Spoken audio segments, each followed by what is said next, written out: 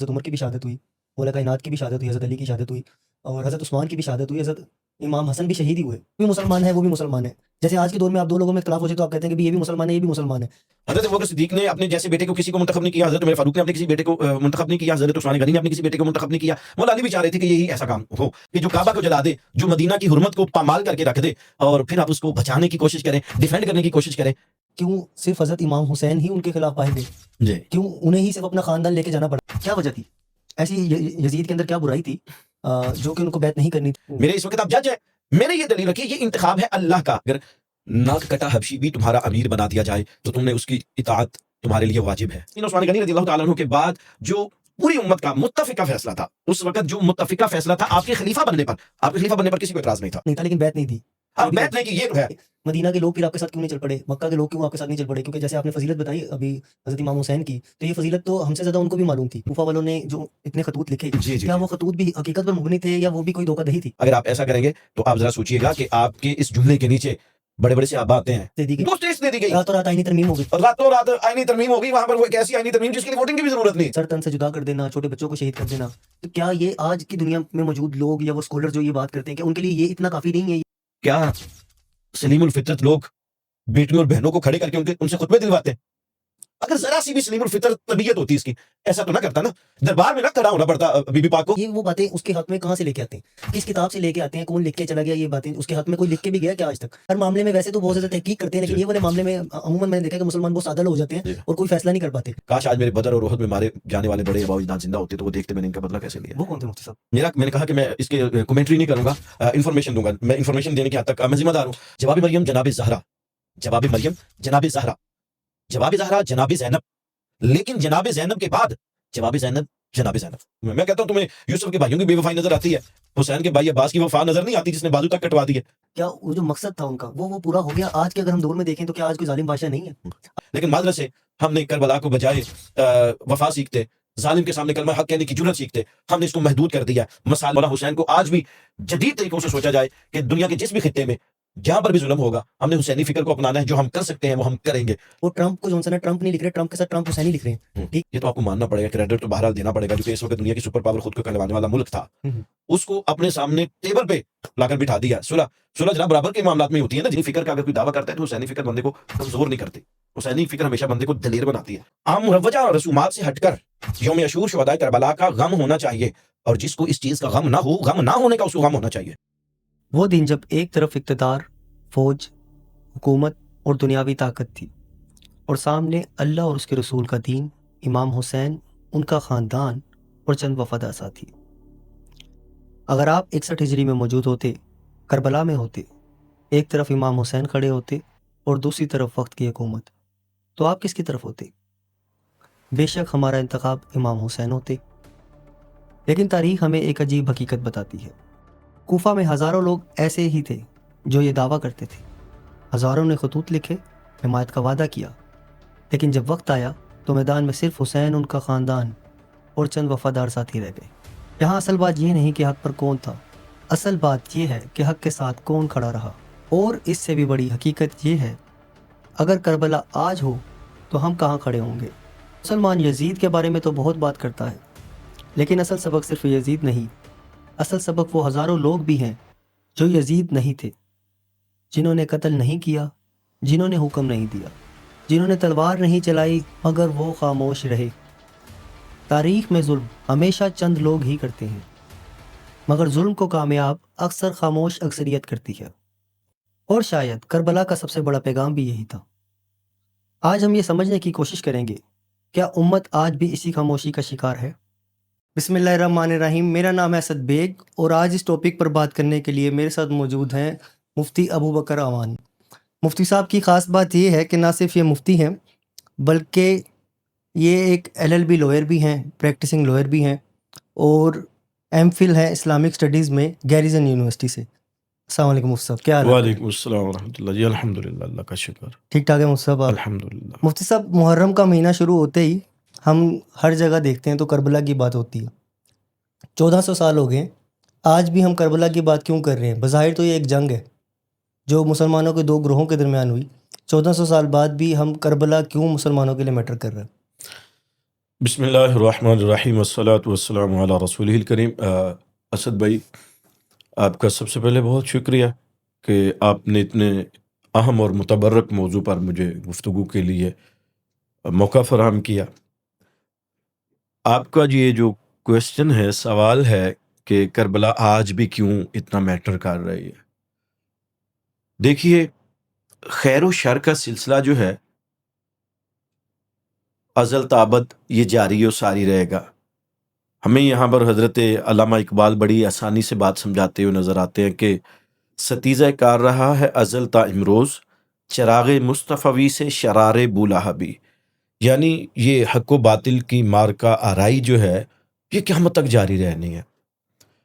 انبیاء علیہ السلام کی جو بعثت کا عظیم مقصد ہے وہ یہی تھا کہ ظلم کے خلاف جا کر بات کیجئے۔ وہاں پر ظلم سب سے بڑا کون سا تھا؟ ان الشرک لظلم عظیم۔ قرآن کریم نے فرما دیا سورہ لقمان نے کہ بے شک شرک جو ہے وہ ظلم عظیم ہے، بہت بڑا ظلم ہے۔ اب ظلم جیسے جیسے اپنی شکلیں بدلتا ہے نا جی، اس کے مقابل میں اس کے توڑ کے لیے، اس کے رد کے لیے اللہ جل مجدہ الکریم اپنے نبیوں کو بھیجتے ہیں۔ قرآن مجید کو دیکھ لیجئے، ذخیرہ احادیث کو دیکھ لیجئے۔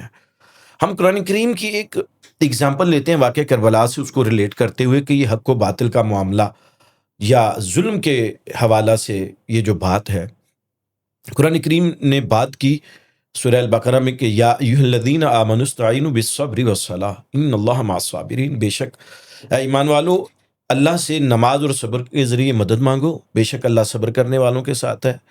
آگے ایک آفاقی قانون دے دیا، وَلَا تَقُولُوا لِمَن يُقْتَلُ فِي سَبِيلِ اللَّهِ أَمْوَاتٌ بَلْ أَحْيَاءٌ وَلَٰكِن لَا تَشْعُرُونَ۔ فرمایا یہ جو دنیا سے لوگ اس انداز میں چلے جائیں، اللہ کی راہ میں جن کو قتل کر دیا جاتا ہے، ان کو مردہ نہیں کہنا، بل احیاء، وہ زندہ ہے، تمہیں شعور نہیں۔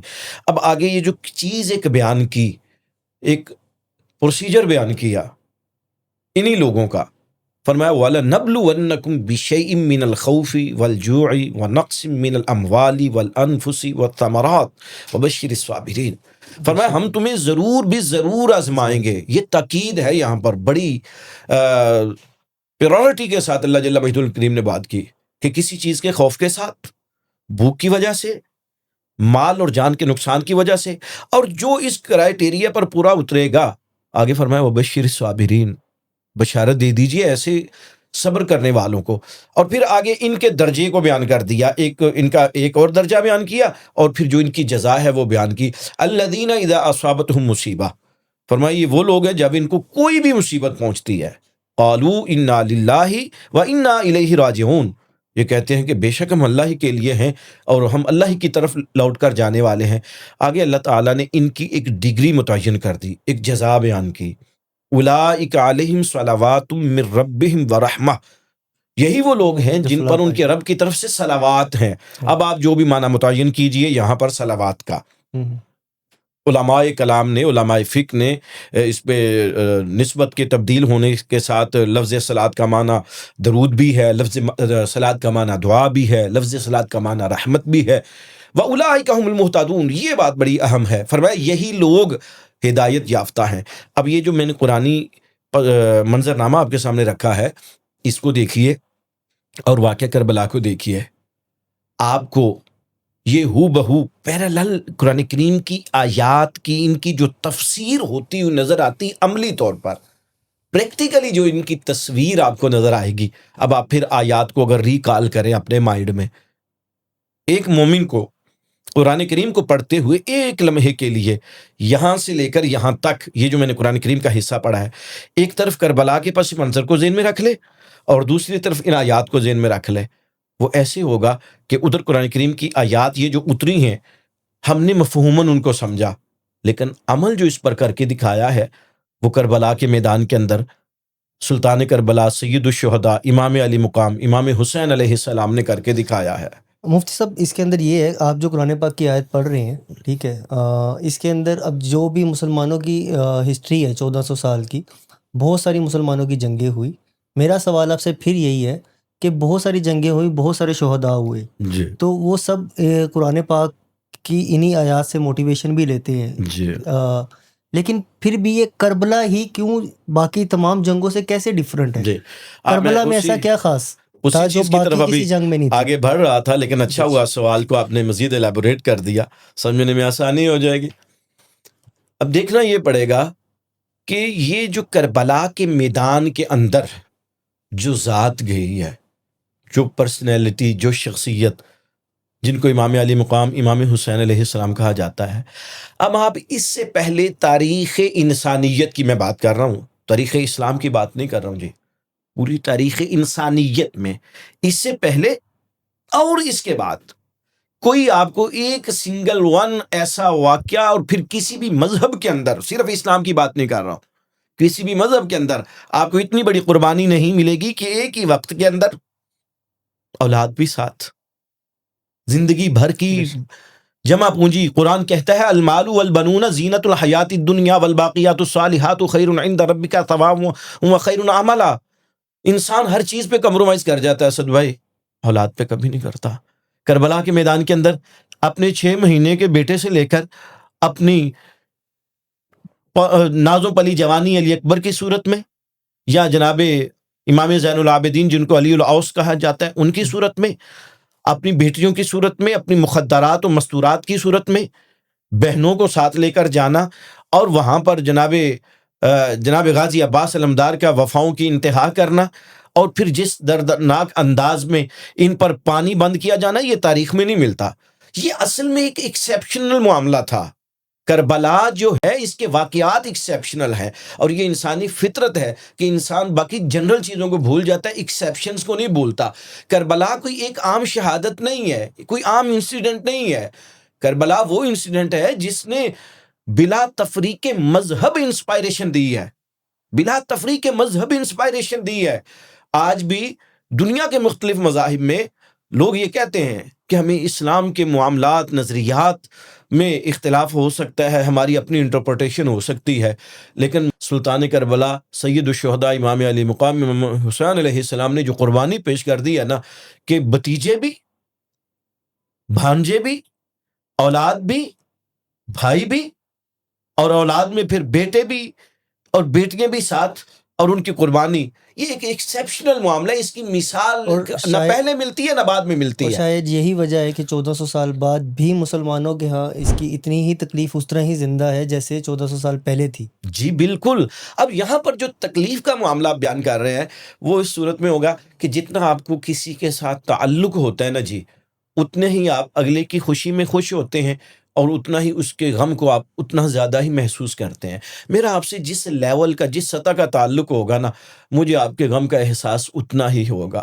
اگر میرا آپ کا تعلق ایک عام سا تعلق ہے نا جناب، تو میں پھر عام کے دکھ کو ایک عام سا دکھ سمجھوں گا۔ آپ سڑک پر جا رہے ہوتے ہیں، آپ کو پتہ چلتا ہے کچھ لوگ کھڑے ہیں اور وہاں پر اللہ نہ کرے کوئی ایکسیڈنٹ ہوا ہے، تو آپ اچھا ٹھیک ہے، اللہ خیر کرے، زیادہ سے زیادہ یہ کریں گے کہ یہ جو بھی ہوا ہے، کسی کا ایکسیڈنٹ ہوا ہے، اللہ اس کی خیر کرے، بس یہ ہے، یہ بھی ایک انسان۔ لیکن اللہ نہ کرے کہ انسان کو خبر ملتی ہے کہ فلاں جگہ 3 میل آگے آپ کا فلاں عزیز، آپ کا بیٹا، آپ کا بھائی، والد، چچا، ماموں، کوئی بھی بلڈ ریلیشن وہ گرا ہوا ہے، وہاں پر فیلنگز انٹائرلی چینج ہو جائیں گی، بالکل آپ کے احساسات ٹوٹلی چینج ہوں گے۔ کون سا وقت ہو میں فوراً پہنچوں، اب وہاں پر پہنچیں گے، وہاں سے آپ گزریں گے نہیں۔ وجہ کیا ہے؟ تعلق میٹر کرتا ہے۔ کربلا کے معاملے میں بھی یہی ہے کہ امام علی مقام کا دکھ اور آپ کی تکلیف، جو شخص نبی پاک صلی اللہ تعالی وآلہ وسلم کے ساتھ جتنا زیادہ اپنے قرب کا دعویٰ کرے گا، وہ امام علی مقام کے معاملے کو اتنا ہی زیادہ محسوس کرے گا۔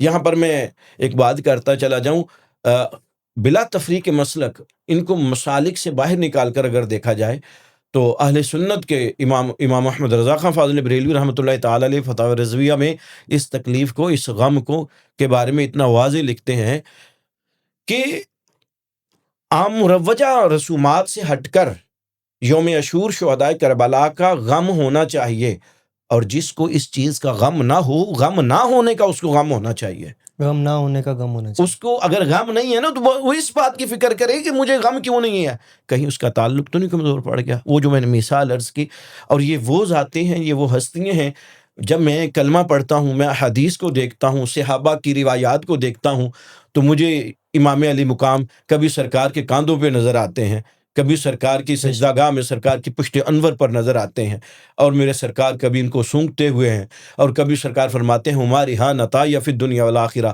یہ دین و دنیا میں میرے پھول ہیں۔ آج انسان سب سے زیادہ جو پیار کرتا ہے نا اپنی اولاد سے، اور ان کو جو سرکار نے تعلق ان کا امت کے ساتھ بنایا ہے وہ آپ دیکھ لیجئے، ہسٹری پڑھ لیجئے، بے مثال تعلق تھا، ذات بے مثال۔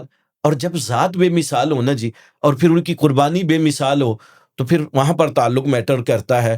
پھر اگر آپ کا تعلق ان سے گہرا ہے تو آج ان کا غم آپ ایسے ہی، غم سے مراد میں یہاں پر یہ بات کر رہا ہوں، کیفیت کی بات کر رہا ہوں، اظہار کیفیت کی بات نہیں کر رہا ہوں۔ صحیح۔ اظہار کیفیت مختلف ہو سکتی ہے لیکن کیفیت سیم ہونی چاہیے۔ تو اس وجہ سے کربلا کا معاملہ آج بھی زندہ ہے، کہ لوگ کہتے ہیں کہ اگر ہم ظلم کے خلاف نہیں نکل سکتے لیکن ہم ان کو تو ٹریبیوٹ پیش کر سکتے ہیں نا۔ مفتی صاحب، ہر سال محرم کے اندر بھی اور ویسے بھی آپ نے جیسے کہا غم ہونا چاہیے، تو میں یہ تو ہم دعویٰ کر سکتے ہیں کہ دنیا میں اکثریت مسلمانوں کی یہی موجود ہے جن کو اس چیز کا غم تو یا اس کی تکلیف تو موجود ہے، لیکن ہم جب محرم آتا ہے تو ہم یہ واقعہ دوبارہ سنتے ہیں اور وہ تکلیف دوبارہ ابھر آتی ہے۔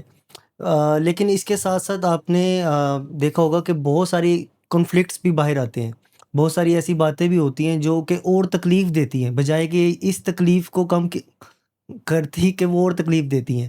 جیسے کہ میرا اگلا سوال اسی تکلیف سے ریلیٹڈ ہے کہ دو مسلمان کے گروہوں کے درمیان ایک جنگ ہوئی، اور جو کہ کچھ لوگ اس کو ایک دکھاتے ہیں کہ پولیٹیکل لڑائی تھی، اور اس کے اندر ظاہری بات ہے کسی ایک نے جیتنا تھا اور ایک نے ہارنا تھا۔ تو جب اس طرح کی چیز آپ کے سامنے آتی ہے تو میرا خیال سے وہ ایک تکلیف اور ہو جاتی ہے۔ آپ کے نزدیک یہ کیسی پولیٹیکل جنگ تھی جو دو مسلمان گروہوں کے درمیان ہوئی؟ پولیٹیکل جنگ اس کو کہنا یا سیاسی جنگ کہنا، میرا خیال میرے نزدیک یہ دیانتداری نہیں ہے جی۔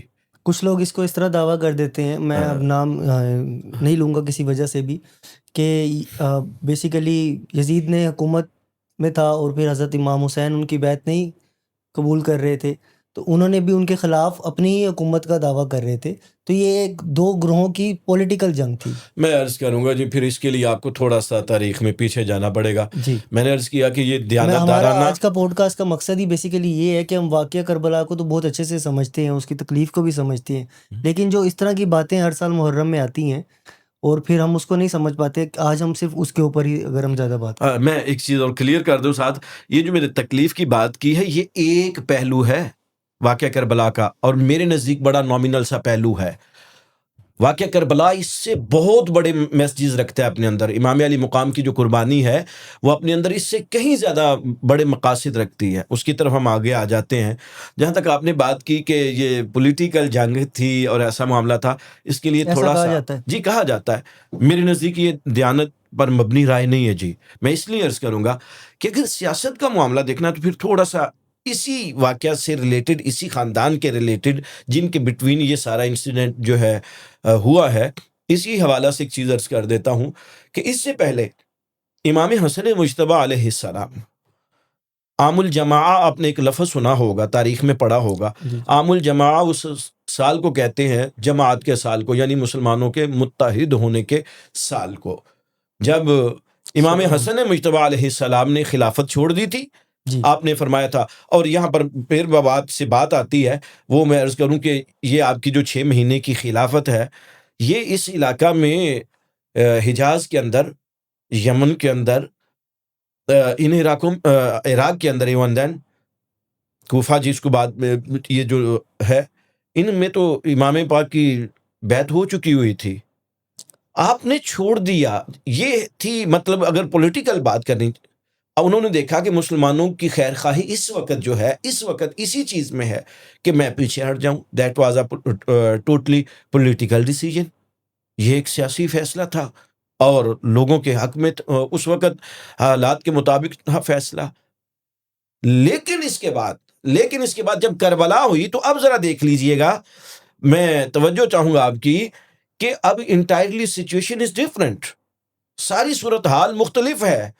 سیاست کا معاملہ اگر ہوتا تو امام علی مقام مدینہ نہ چھوڑتے، آپ مدینہ سے مکہ اور مکہ سے پھر کربلا کی طرف نہ جاتے، آپ وہاں پر رہتے، وہاں پر لوگوں کو اپنے ساتھ ملاتے۔ ان سے پہلے آپ کے بھائی امام حسن مجتبی کے ساتھ یہ نہیں تھا کہ کوئی لوگ نہیں تھے۔ ذرا طبقات ابن سعد کو دیکھیے، طبقات ابن سعد نے یہاں تک کہ لفظ استعمال کیے کہ امام حسن مجتبی علیہ السلام کے ساتھ پہاڑوں جتنے لشکر موجود تھے، لیکن حالات کا تقاضا تھا۔ اب وہی امام حسن مجتبی، انہی کے بھائی امام حسین، آپ اگر لڑنا چاہتے تو آپ پھر باقاعدہ ایک نظم کے ساتھ چلتے، لوگوں کو اکٹھا کرتے۔ معاملات ایسے نہیں تھے، معاملات یہ تھے کہ وہ تمام جو خلافت راشدہ کا جو ایک پیٹرن تھا، انٹائرلی اس کو چینج کر دیا گیا تھا۔ اور سرکار کی حدیث یہاں پر اب آپ کو ذہن میں رکھنی چاہیے، جناب ابو سفینہ کی روایت جو ہے ترمذی شریف کے اندر صحیح روایت ہے، اور اس میں تمام علماء کا کلام ہے کہ یہ روایت بالکل ٹھیک ہے۔ سرکار نے فرمایا تھا، حدیث کا مفہوم اردو میں عرض کر دیتا ہوں، کہ میرے بعد 30 سال خلافت رہے گی، اس کے بعد بادشاہت آ جائے گی۔ اور پھر اگلے حدیث کے اگر آپ لفظ پڑھیں تو بڑے سخت لفظ ہیں۔ وہ صحابی نے سوال کیا جناب ابو سفینہ سے، تو انہوں نے جو الفاظ بیان کیے وہ امام ترمذی نے نقل کیے ہوئے ہیں، اور اسی کی عملی شکل جو تھی وہ اس وقت کربلا سے پہلے ظاہر ہونا شروع ہو گئی۔ یزید کے معاملات کے حوالہ سے، اس کا اسلام کے معاملات سے بغاوت کرنے کے حوالہ سے، امام علی مقام فرمانا یہ چاہتے تھے کہ میں اس کے سامنے جا کر احقاق حق کرنا چاہتا ہوں، ابطال باطل کرنا چاہتا ہوں، اس کے نظریے کا رد کرنا چاہتا ہوں، اور اس کو بتانا چاہتا ہوں کہ مسلمان حکمران کی شان یہ نہیں ہے، اور تم اس کرائٹیریا پر بھی پورے نہیں اترتے ہو۔ کیا مفتی صاحب کرائٹیریا تھا جس پہ وہ پورا نہیں اتر رہا تھا؟ کیونکہ ایسے ہم نے سنا بہت ساری چیزیں ہیں اس کے بارے میں، اس کے کریکٹر کے بارے میں، جی لیکن اس میں سے کون سی ایسی بات ہے جو ہم اتھینٹک کہہ سکتے ہیں کہ یہ اس کا کریکٹر تھا، جی کنفیوژن نہ ہو جائے؟ میں آپ کو بتاتا ہوں، میں کسی کے ساتھ بیٹھا ہوا تھا، تو انہوں نے مجھے ایک دفعہ کنفیوز کر تو نہیں سکے، لیکن ایک کوشش تھی کہ وہ بھی مسلمان ہے، وہ بھی مسلمان ہے۔ جیسے آج کے دور میں آپ دو لوگوں میں اختلاف ہو جائے تو آپ کہتے ہیں کہ بھی یہ بھی مسلمان ہے، یہ بھی مسلمان ہے، تو یہ والی بات انہوں نے مجھے پیش کی کہ جی وہ بھی مسلمان ہے، یہ بھی مسلمان ہے، اگر اس سے کوئی گناہ ہو گیا تو آپ اس کی معافی کی دعا کریں۔ جی تو ایسا کیا اس کے کریکٹر کے اندر برائی تھی کہ وہ حکمران نہیں ہو سکتا تھا؟ جی، میں یہاں پر 2 قرآن کریم کی آیات کا پہلے آپ کو ریفرنس دینا چاہوں گا کہ قرآن کریم نے ظلم کی بہت ساری مذمت بیان کی ہے۔ صرف 2 آیات پڑھتا ہوں میں آپ کے سامنے۔ ایک سورہ ہود کی آیت، اللہ جل مجدہ الکریم نے فرمایا، بسم اللہ الرحمن الرحیم، وَلَا تَرْكَنُوا إِلَى الَّذِينَ ظَلَمُوا فَتَمَسَّكُمُ النَّارُ، ظالموں کے قریب بھی نہ جانا وگرنہ تمہیں آگ پکڑ لے گی۔ اور دوسرے مقام پر سورہ الاعراف میں اللہ تعالیٰ نے فرمایا فَأَذَّنَ مُؤَذِّنٌ بَيْنَهُمْ اللَّعْنَةُ اللَّهِ عَلَى الظَّالِمِينَ، کہ ان پر میدان قیامت کے اندر بھی ظالموں پر ایک صدا بلند کی جائے گی کہ ان پر اللہ کی لعنت ہو۔ یزید کا ظلم تھا، اصل میں ہمیں اس کے کلمہ پڑھنے کے معاملے کی بات نہیں ہے، اس کے ظالم ہونے کی بات ہے۔ اب آپ کے کویسچن کو اگر میں اس کو پکڑوں اور الزامی جواب کے ساتھ، لاجک کے ساتھ 1 منٹ کے لیے میں سمجھانا چاہوں آپ کو، اور آپ کے توسط سے یہ آپ کے میڈیا چینل کے ذریعے بات سمجھ آئے، 1 منٹ کے لیے سب بھائی ہم فرض کر لیتے ہیں، 1 منٹ کے لیے فرض کر لیتے ہیں کہ یہ کربلا نہیں ہوئی۔ 1 منٹ کے لیے ہم سپوز کر لیتے ہیں کہ کربلا نہیں ہوئی۔ یزید کو دیکھتے ہیں کربلا کے بغیر، کربلا ہوئی نہیں۔ یہیں پر معاملہ آتا ہے نا کہ جی 2 مسلمان گروہ تھے یا ایک پولیٹیکل کنفلکٹ تھا، یہاں ہم کہتے ہیں جی 1 منٹ کے لیے کربلا ہوئی نہیں ہے۔ یزید کو اس کے بعد دیکھ لیجئے، یزید کو اس کے بعد آپ کیا کرتا نظر آئے گا آپ کو؟ یزید اس کے بعد آپ کو کعبہ جلاتا ہوا نظر آئے گا۔ وہ مورخین بھی جنہوں نے کچھ نہ کچھ امام علی مقام کے مقابلے میں یزید کو کلین چٹ دینے کی کوشش کی ہے نا، اس بات سے وہ بھی فرار نہیں حاصل کرتے۔ وہ یہ کہتے ہیں کہ ہاں یہ ظلم تو اس نے کیا ہے، کعبہ کے اوپر سنگزنی کی ہے، جس کو واقعہ حرہ کہا جاتا ہے یا واقعہ ہرہ کہا جاتا ہے، دونوں طرح سے اس کی پروننسیشن ہوتی ہے۔ مطلب جلا دینا، ہرہ کا مطلب یہ حرارت سے لفظ نکلا ہے، مطلب کعبہ کو جلایا۔ پھر مدینہ پاک میں 3 دن کے لیے مسجد نبوی کو بند کروا دیا گیا، اور اب مورخین کو دیکھیے وہاں پر یہ لکھتے ہیں کہ اللہ معاف فرمائے مدینہ مباح کر دیا گیا۔ مباح کرنے کا مطلب آپ سمجھتے ہیں؟ مباح کرنے کا مطلب یہ ہوتا ہے کہ جیسے اگر آپ کسی غیر مسلم علاقے میں چلے جائیں اور وہاں پر جا کر غیر مسلموں کے تمام معاملات آپ کے لیے جائز ہو جاتے ہیں. حلال کر دیتے. میں کچھ چیزوں کو دبے لفظوں میں عرض کرنا چاہتا ہوں. میری میں زبان کہتا ہوں کہ آپ کے اوپر یہ زمین حلال ہے یا یہاں کے لوگ یہاں کے لوگ حلال ہیں. اور پھر تاریخ کو پڑھیے, اس نے کھول کھول کر بیان کر دیا. اب مجھے بتائیے کہ واقعہ کربلا کو ہم نے 1 منٹ میں سائڈ پہ کر دیا, کیسے ایسے بندے کہ اسلام کو آپ مطلب چلیں جی آپ نے وہ کلمہ پڑھ لیا, اور کیسے کہیں گے کہ جی اس بندے نے, وہ بھی مسلمان تھا, کہ جو کعبہ کو جلا دے, جو مدینہ کی حرمت کو پامال کر کے رکھ دے, اور پھر آپ اس کو بچانے کی کوشش کریں, ڈیفینڈ کرنے کی کوشش کریں. کیا کسی مسلمان کے لیے یہ قابل قبول ہے مفتی چیز؟ صاحب اس سے تو یہ پھر بات, آپ کی بات سن کے مجھے پھر لگ رہا ہے کہ ٹھیک ہے, اگر وہ اتنا ہی برا انسان تھا, سب کو پتہ تھا, تو پھر کیوں صرف حضرت امام حسین ہی ان کے خلاف باہر گئے؟ جی کیوں انہیں ہی صرف اپنا خاندان لے کے جانا پڑا؟ کیونکہ وہ صحابی رسول اور بھی اس دور میں موجود تھے, جی. تو کیوں وہ تنہا پائے گئے پھر اس معاملے میں؟ باقی لوگ کہاں تھے؟ معاملہ یہاں پر یہ ہے کہ شریعت میں 2 چیزیں ہیں جی. ایک ہے عزیمت کا راستہ اور ایک ہے رخصت کا راستہ.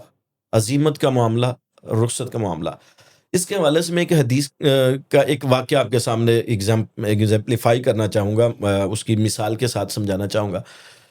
ایک سفر میں سرکار نے اپنے صحابہ کو بھیجا اور فرمایا کہ تم نے عصر کی نماز اپنی منزل پر پہنچ کر پڑھنی ہے.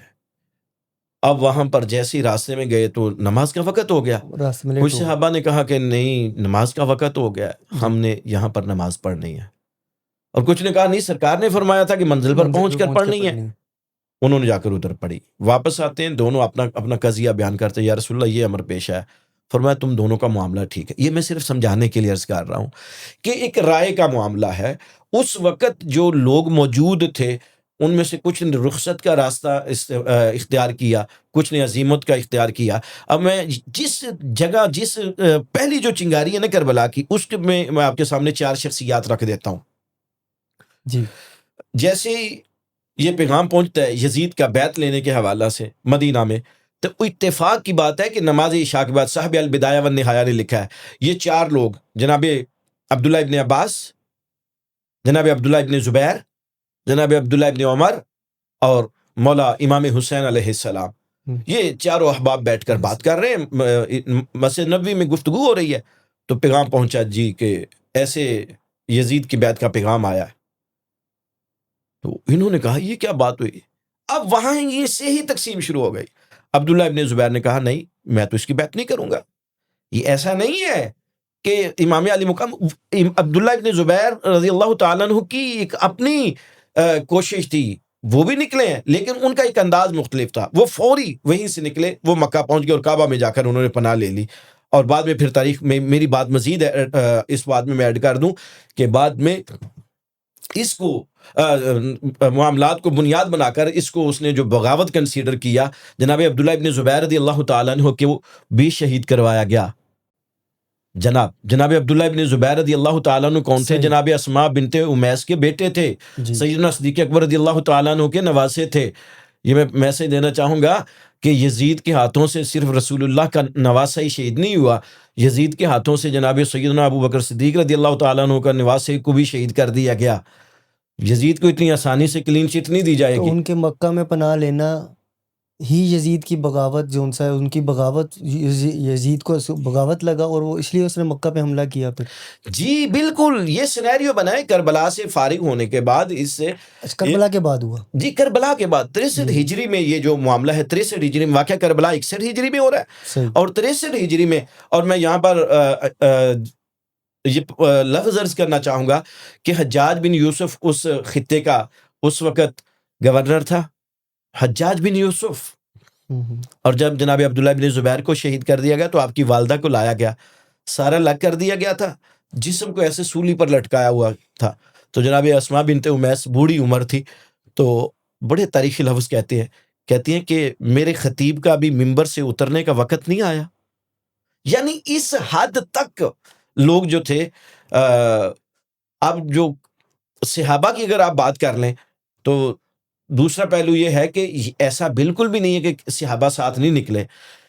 کوفہ کے اندر جو صحابہ جو لوگ خطوط لکھنے والے تھے، جی یہ آپ میں تمام تاریخ نگاروں نے، تمام سیرت کے اوپر لکھنے والوں نے صحابہ کرام کی سیرت پر جنہوں نے لکھا ہے، الاستیاب، الاصابہ فی تمییز صحابہ، حسن الغابہ فی معرفت صحابہ، تینوں کتابوں میں ایک شخصیت کا نام آتا ہے جناب سلیمان بن سرد الخزاعی، صحابی رسول تھے رضی اللہ تعالیٰ عنہ۔ رضی اللہ تعالیٰ عنہ۔ کوفہ میں یہ اس تحریک کے قائد تھے جو خطوط لکھ رہے تھے، اور ان کا گھر مرکزی مجلس شورا کے طور پر استعمال ہوتا تھا، لیکن حالات ایسے بنا دیے گئے تھے کہ یہ لوگ نہیں نکل سکے۔ اس صاحب آپ بتا رہے تھے وہ 4 صحابی رسول ایک مسجد میں تھے اور ان کو یزید کی بیعت کا پیغام آیا، جی ان سب نے کہا کہ ہمیں بیعت نہیں کرنی یزید جی کی۔ جی اس ٹائم پر کیا وجہ تھی ایسی؟ یزید کے اندر کیا برائی تھی جو کہ ان کو بیعت نہیں کرنی تھی؟ کوئی معاہدہ حسن کی خلاف ورزی کچھ لوگ اس کو کہتے ہیں، کیا اس کا بیک گراؤنڈ کیا بنا؟ معاہدہ حسن کی خلاف ورزی آپ کو اس میں اگرچہ علماء نے کلام کیا ہے، لیکن اگر آپ صلح حسن کو دیکھ لیں تو چیزیں تو بہرحال اسی طرف جو مضبوط قرائن اشارہ کرتے ہیں کہ حق تو بنتا تھا۔ اب آپ ذرا تھوڑے سے انصاف کے ساتھ دیکھیے گا کہ یزید جتنا بھی اچھا ہو جائے کیا امام علی مقام امام حسین علیہ السلام جیسا ہو سکتا ہے؟ نہیں، میرے لیے کبھی نہیں ہو سکتا، تو کوئی بھی مسلمان آج یہ نہیں کہے گا، لیکن وہ آج یہ اس پوائنٹ آف ویو سے میں بات کر رہا ہوں جو آپ کہہ رہے ہیں، جو ایک سوچ پائی جاتی ہے کہ اس کو برا کیسے کہا جائے۔ ایک منٹ کے لیے مجھے بتا دیجئے کہ انتخاب کرنے کے حوالہ سے میں تھوڑا سا پیچھے پھر آپ کو لے کر جانا چاہوں گا۔ میں اللہ کے انتخاب پہ بات کر دیتا ہوں اور رسول اللہ کے انتخاب پہ بات کر دیتا ہوں۔ تاریخ میں 2 مستند واقعات ہمیں ملتے ہیں، اور واقعات جن کو قرآن بیان کرتا ہے اور حدیث بیان کرتا ہے۔ ایک آپ نے لفظ سنا ہوگا، مباہلہ کا لفظ سنا ہوگا آپ نے؟ نہیں سنا۔ آپ نے نہیں سنا، ٹھیک ہے۔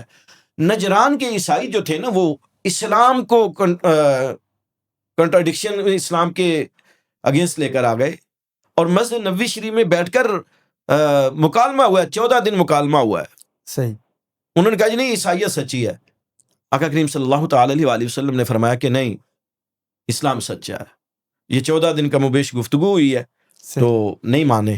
پھر اللہ جل مجدہ الکریم نے سورہ آل عمران کے اندر وہ لفظ موجود ہیں، وہی موجود ہے، ذرا سنیے گا، بسم اللہ الرحمن الرحیم۔ اور یہ کربلا کے ساتھ مباہلہ کو اگر ہم ملائیں تو بہت ساری چیزیں کلیئر ہو جاتی ہیں۔ فرمایا اللہ جل شانہ نے، فَقُلْ تَعَالَوْا نَدْعُ أَبْنَاءَنَا وَأَبْنَاءَكُمْ وَنِسَاءَنَا وَنِسَاءَكُمْ وَأَنفُسَنَا وَأَنفُسَكُمْ۔ حبیب پیارے ان کو کہہ دیجئے، میں اپنے وجدان کے ساتھ کہنا چاہتا ہوں کہ جو فیصلہ کتابوں سے نہیں نہ ہوا، وہ فیصلہ اب چہروں سے ہوگا، چہروں سے ہوگا۔ اور چہروں کے لیے اللہ نے فرمایا حبیب ان کو کہو کہ تم اپنے بیٹے لے آؤ، ہم اپنے بیٹے لے آتے ہیں، تم اپنی جانوں کو لے آؤ، ہم اپنی جانوں کو لے آتے ہیں، تم اپنی بیویوں کو لے آؤ، ہم اپنی بیویوں کو لے آتے ہیں۔ اور ہوگا کیا؟ فَنَجْعَلْ لَعْنَةَ اللَّهِ عَلَى الْكَاذِبِينَ ثُمَّ نَبْتَهِلْ، پھر ہم مقابلہ کریں گے۔ اس سے لفظ نکلا مباہلہ۔ مباہلہ یہ ہوتا ہے کہ 2 گروہ کھڑے ہو جائیں اور اللہ سے دعا کریں، اے اللہ ہم میں سے جو سچا ہے اس کو بچا لے، جو جھوٹا ہے اس کو تباہ و برباد کر دے۔ اب تمام مورخین نے اس پر کسی کو اختلاف نہیں، تمام مفسرین نے، تمام شارحین حدیث نے یہ لکھا کہ اس وقت جبکہ کثیر صحابہ کی جماعت، 70,000 سے زیادہ صحابہ کی جماعت موجود ہے، 8 ہجری میں یہ واقعہ ہو رہا ہے، 8 ہجری میں، آقا کریم صلی اللہ تعالی علیہ وسلم کے وصال ظاہری سے تقریباً 3 سال قبل۔ تو میرا آقا کریم صلی اللہ تعالی علیہ وسلم کے حرم اقدس میں مستورات ہماری امہات المومنین، ہماری مائیں موجود تھیں، لیکن اس سب کے باوجود انتخاب خداوندی میں بات کر رہا ہوں کہ آقا کریم صلی اللہ تعالی علیہ وسلم، مولا علی، حسنین کریمین، اور حسنین کریمین کی اماں جان سیدہ کائنات، مخدومہ کائنات، ملکہ عرش بری، ملکہ فردوس بری، سیدہ زہرا پاک سلام اللہ علیہا، ان 5 مقدسات کو ساتھ لے کر آئے۔ اب وہاں پر تاریخ میں واضح طور پر موجود ہے کہ عیسائی جو کتابوں سے قائل نہیں ہوئے تھے، جب یہ چہرے آتے ہوئے انہوں نے دیکھے نا، تو ان کا جو سب سے اعلیٰ جو دانا شخص تھا، اس نے کہا کتابیں بند کر دو، پیچھے ہٹ جاؤ، ان کا مقابلہ نہ کرنا۔ اللہ کا انتخاب ہے، یہ اللہ کا انتخاب۔ اب یہ دیکھ لیجئے، اللہ آپ کو سلامت رکھے، میرا مقدمہ سمجھنے میں آپ کو آسانی ہو گئی۔ میرے اس وقت آپ جج ہیں، میں نے یہ دلیل رکھی، یہ انتخاب ہے اللہ کا۔ ایک دوسرا مقام انتخاب رسالت ذرا دیکھ لیجئے. آقا کریم صلی اللہ تعالی علیہ وسلم کے حوالے ہی ترمذی کی حدیث ہے اور امام دیگر ائمہ حدیث بھی اس کو لے کر آئے. روایت کرنے والی ہیں حضرت اما جان حضرت عائشہ، اور ایک روایت اس بھی ترک سے جناب ام سلمہ سے بھی ہے کہ آقا کریم صلی اللہ تعالی علیہ وسلم کے پاس امام حسن پاک تشریف لائے، سرکار نے اپنی چادر مبارک کھولی، اس میں لے لیا. امام حسین پاک آئے، ان کو لے لیا. مولا کائنات آتے ہیں، ان کو بھی لے لیا. سیدہ کائنات آتی ہیں، ان کو بھی لے لیا، اور چادر کو ایسے لیا اور کہا اللہم ہؤلاء اہل بیتی، اے اللہ یہ میرے گھر والے ہیں، ان کو ایسے پاک کر دے جیسا پاک کرنے کا حق ہے. یہ اما جان ام سلمہ کہتی ہیں میں نے عرض کی یا رسول اللہ تھوڑا سا چادر کھول دینا، میں بھی اس کے اندر آ جاؤں. فرمایا ام سلمہ آج نہیں. یعنی مبالغہ کو بھی سامنے رکھ لیجئے. انتخاب خداوندی یہ خاندان، واقعی اس کو ہم یہ جو ہے اس کو اصحاب کسا کے حوالے سے اس کو یاد کرتے ہیں. واقعہ اصحاب کسا بھی کہا جاتا ہے، اس کو بھی دیکھ لیجئے. یہ شخصیات جو ہیں یہ انتخاب خداوندی بھی ہیں، انتخاب مصطفی بھی ہیں.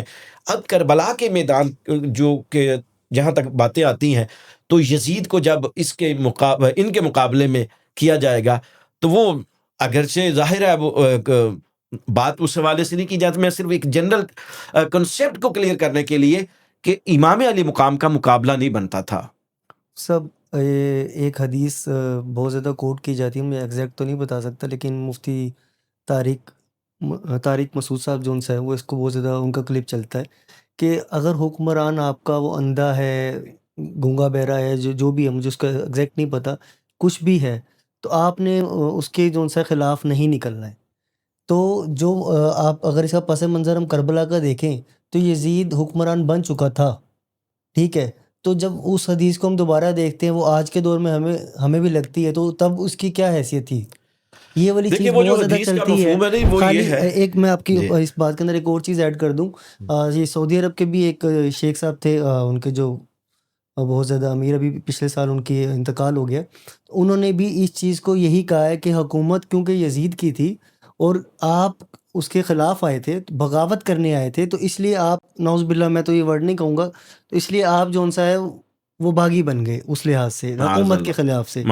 تو جب یہ بات آتی ہے، یہی وہ تکلیف ہے جس کے بارے میں ہم آج مطلب بات کرنے بیٹھے ہیں. تو اب وہ اگر اس کی اسٹرینتھ جو ہے حدیث سے لے رہے ہیں، تو اس حدیث کے بارے میں آپ کیا کہیں گے؟ دیکھیں وہ جو حدیث سے مبارکہ ہے نا جی، وہ حدیث ہے، اس کا جو مفہوم ہے وہ آقا سید عالم صلی اللہ تعالی علیہ وسلم نے فرمایا کہ اگر ناک کٹا حبشی بھی تمہارا امیر بنا دیا جائے تو تم نے اس کی اطاعت تمہارے لیے واجب ہے. اچھا یہ حدیث صحیح ہے؟ جی بالکل حدیث صحیح ہے، ٹھیک ہے. لیکن حدیث کے کسی بھی جگہ پر یہ نہیں ہے کہ فاسق اور فاجر اگر تمہارا بنا دیا جائے، یہ تو مس انٹرپریٹیشن کی جاتی ہے. کسی جگہ پر یہ نہیں ہے کہ اگر فاسق کو فاجر بنا دیا جائے اس کی اطاعت کرنی ہے، ایک چیز. اور دوسرا اس سے پہلے حدیث کو دیکھنا ہے، وہ حدیث جو ہے بڑی واضح حدیث ہے. سرکار ارشاد فرماتے ہیں کہ لا طاعت المخلوق لمعصیت الخالق، مخلوق کی تابع فرمانی اس وقت نہیں کی جائے گی جب وہ تابع فرمانی آپ کو اللہ کی نافرمانی کی طرف لے کر جا رہی ہو. ایون دین کے والدین جن کے ساتھ حسن سلوک کا قرآن کریم بارہا ہمیں سبق اور درس دیتا ہوا نظر آتا ہے. وہ قرآن کریم بھی کہتا ہے وَإِن جَاهَدَاكَ لِتُشْرِكَ بِمَا لَيْسَ لَكَ بِهِ عِلْمٌ فَلَا تُطِعْهُمَا، اگر وہ والدین تجھے شرک کی طرف لے کر جائیں یا اللہ کی نافرمانی کی طرف لے کر جائیں تو پھر ان کی بات نہیں ماننی. اب والدین قریب ہوتے ہیں یا حکمران زیادہ قریب ہوتا ہے، فیصلہ آپ کر لیجئے گا. یہ کچھ مطلب جیسے آپ نے ایک بات کوٹ کی، میں بات کی بات نہیں کر رہا ہوں، میں تو بات کے اوپر بات رکھ رہا ہوں. شخصیت کون ہے کرنے والی، I have no concern about that, لیکن میں بات کے ساتھ بات کا رد کر رہا ہوں ایک قرآن کریم کی آیت سے اور ایک حدیث سے کہ ایسا قطع نہیں، یہ مغالطہ دیا گیا ہے لوگوں کو کہ جی جیسا بھی حکمران بن جائے، جیسا بھی بن جائے تو تمہارے لیے اللہ معاف فرمائے. اب اس کے متعلق پڑھ کر دیکھ لیجئے، اس کی شراب کے متعلق اس کے اقوال موجود ہیں. امام علی مقام کی شہادت کے بعد جو ہے اس کی صاحب البدایہ والنہایہ واضح طور پر کہتے ہیں کہ سر امام حسین علیہ السلام کے ساتھ بے ادبی و گستاخی پائی جاتی ہے اور وہاں پر اس کے خلاف احتجاج بھی کیا گیا. تو ایسا یہ صرف ایک مسکنسیپشن ہے، ایک حدیث میں نہیں ہے. ذرا خلافت کی شرائط پڑھیے نا آپ. مفتی صاحب یہی میرا اگلا سوال تھا، اگر اتنا برا انسان جو تھا وہ یہ یہاں تک کیسے پہنچ گیا حکمرانی تک؟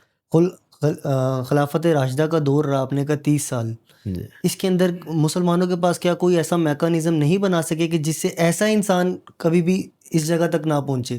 یعنی کہ اتنا غلیظ انسان، شراب وہ پی رہا ہے، ہر طرح کے وہ کام کر رہا ہے، اور مولائے کائنات کے جو بیٹے ہیں امام حسین، ان کے بھی وہ سامنے آ کے کھڑا ہو رہا ہے، بے ادبی کر رہا ہے، ایسا انسان پھر بھی حکمرانی تک پہنچ گیا؟ ایسا کوئی میکانزم ہم نے 30 سال میں نہیں بنایا۔ نبی کریم صلی اللہ علیہ وسلم کے بعد جو ٹائم گزرا خلافت راشدہ کا، اس میں کیا پولیٹیکل میکانزم تھا خلیفہ چننے ہاں کا؟ جی، میں پولیٹیکل میکانزم عرض کر دیتا ہوں ود آؤٹ اینی کومنٹری۔ جی میکانزم جو ہے آپ کا، اللہ بھلا کرے، آپ نے سوال بڑا ہی حساس، لیکن جتنا ہی حساس سوال ہے آپ نے اتنا ہی اس کو میرے لیے آسان کر کے پوچھ لیا کہ میکانزم بتا دیا جائے خلافت کا۔ کرائٹیریا کیا ہے جس سے پتہ لگے کہ یہ کرائٹیریا نہیں بن جو سکتا تھا بھائی؟ میں وہ عرض کر دیتا ہوں۔ آقا کریم صلی اللہ تعالی علیہ وسلم کے وصال مبارک کے بعد جو پہلا انتخاب ہوتا ہے وہ حضرت ابوبکر صدیق رضی اللہ تعالیٰ عنہ کا ہوتا ہے۔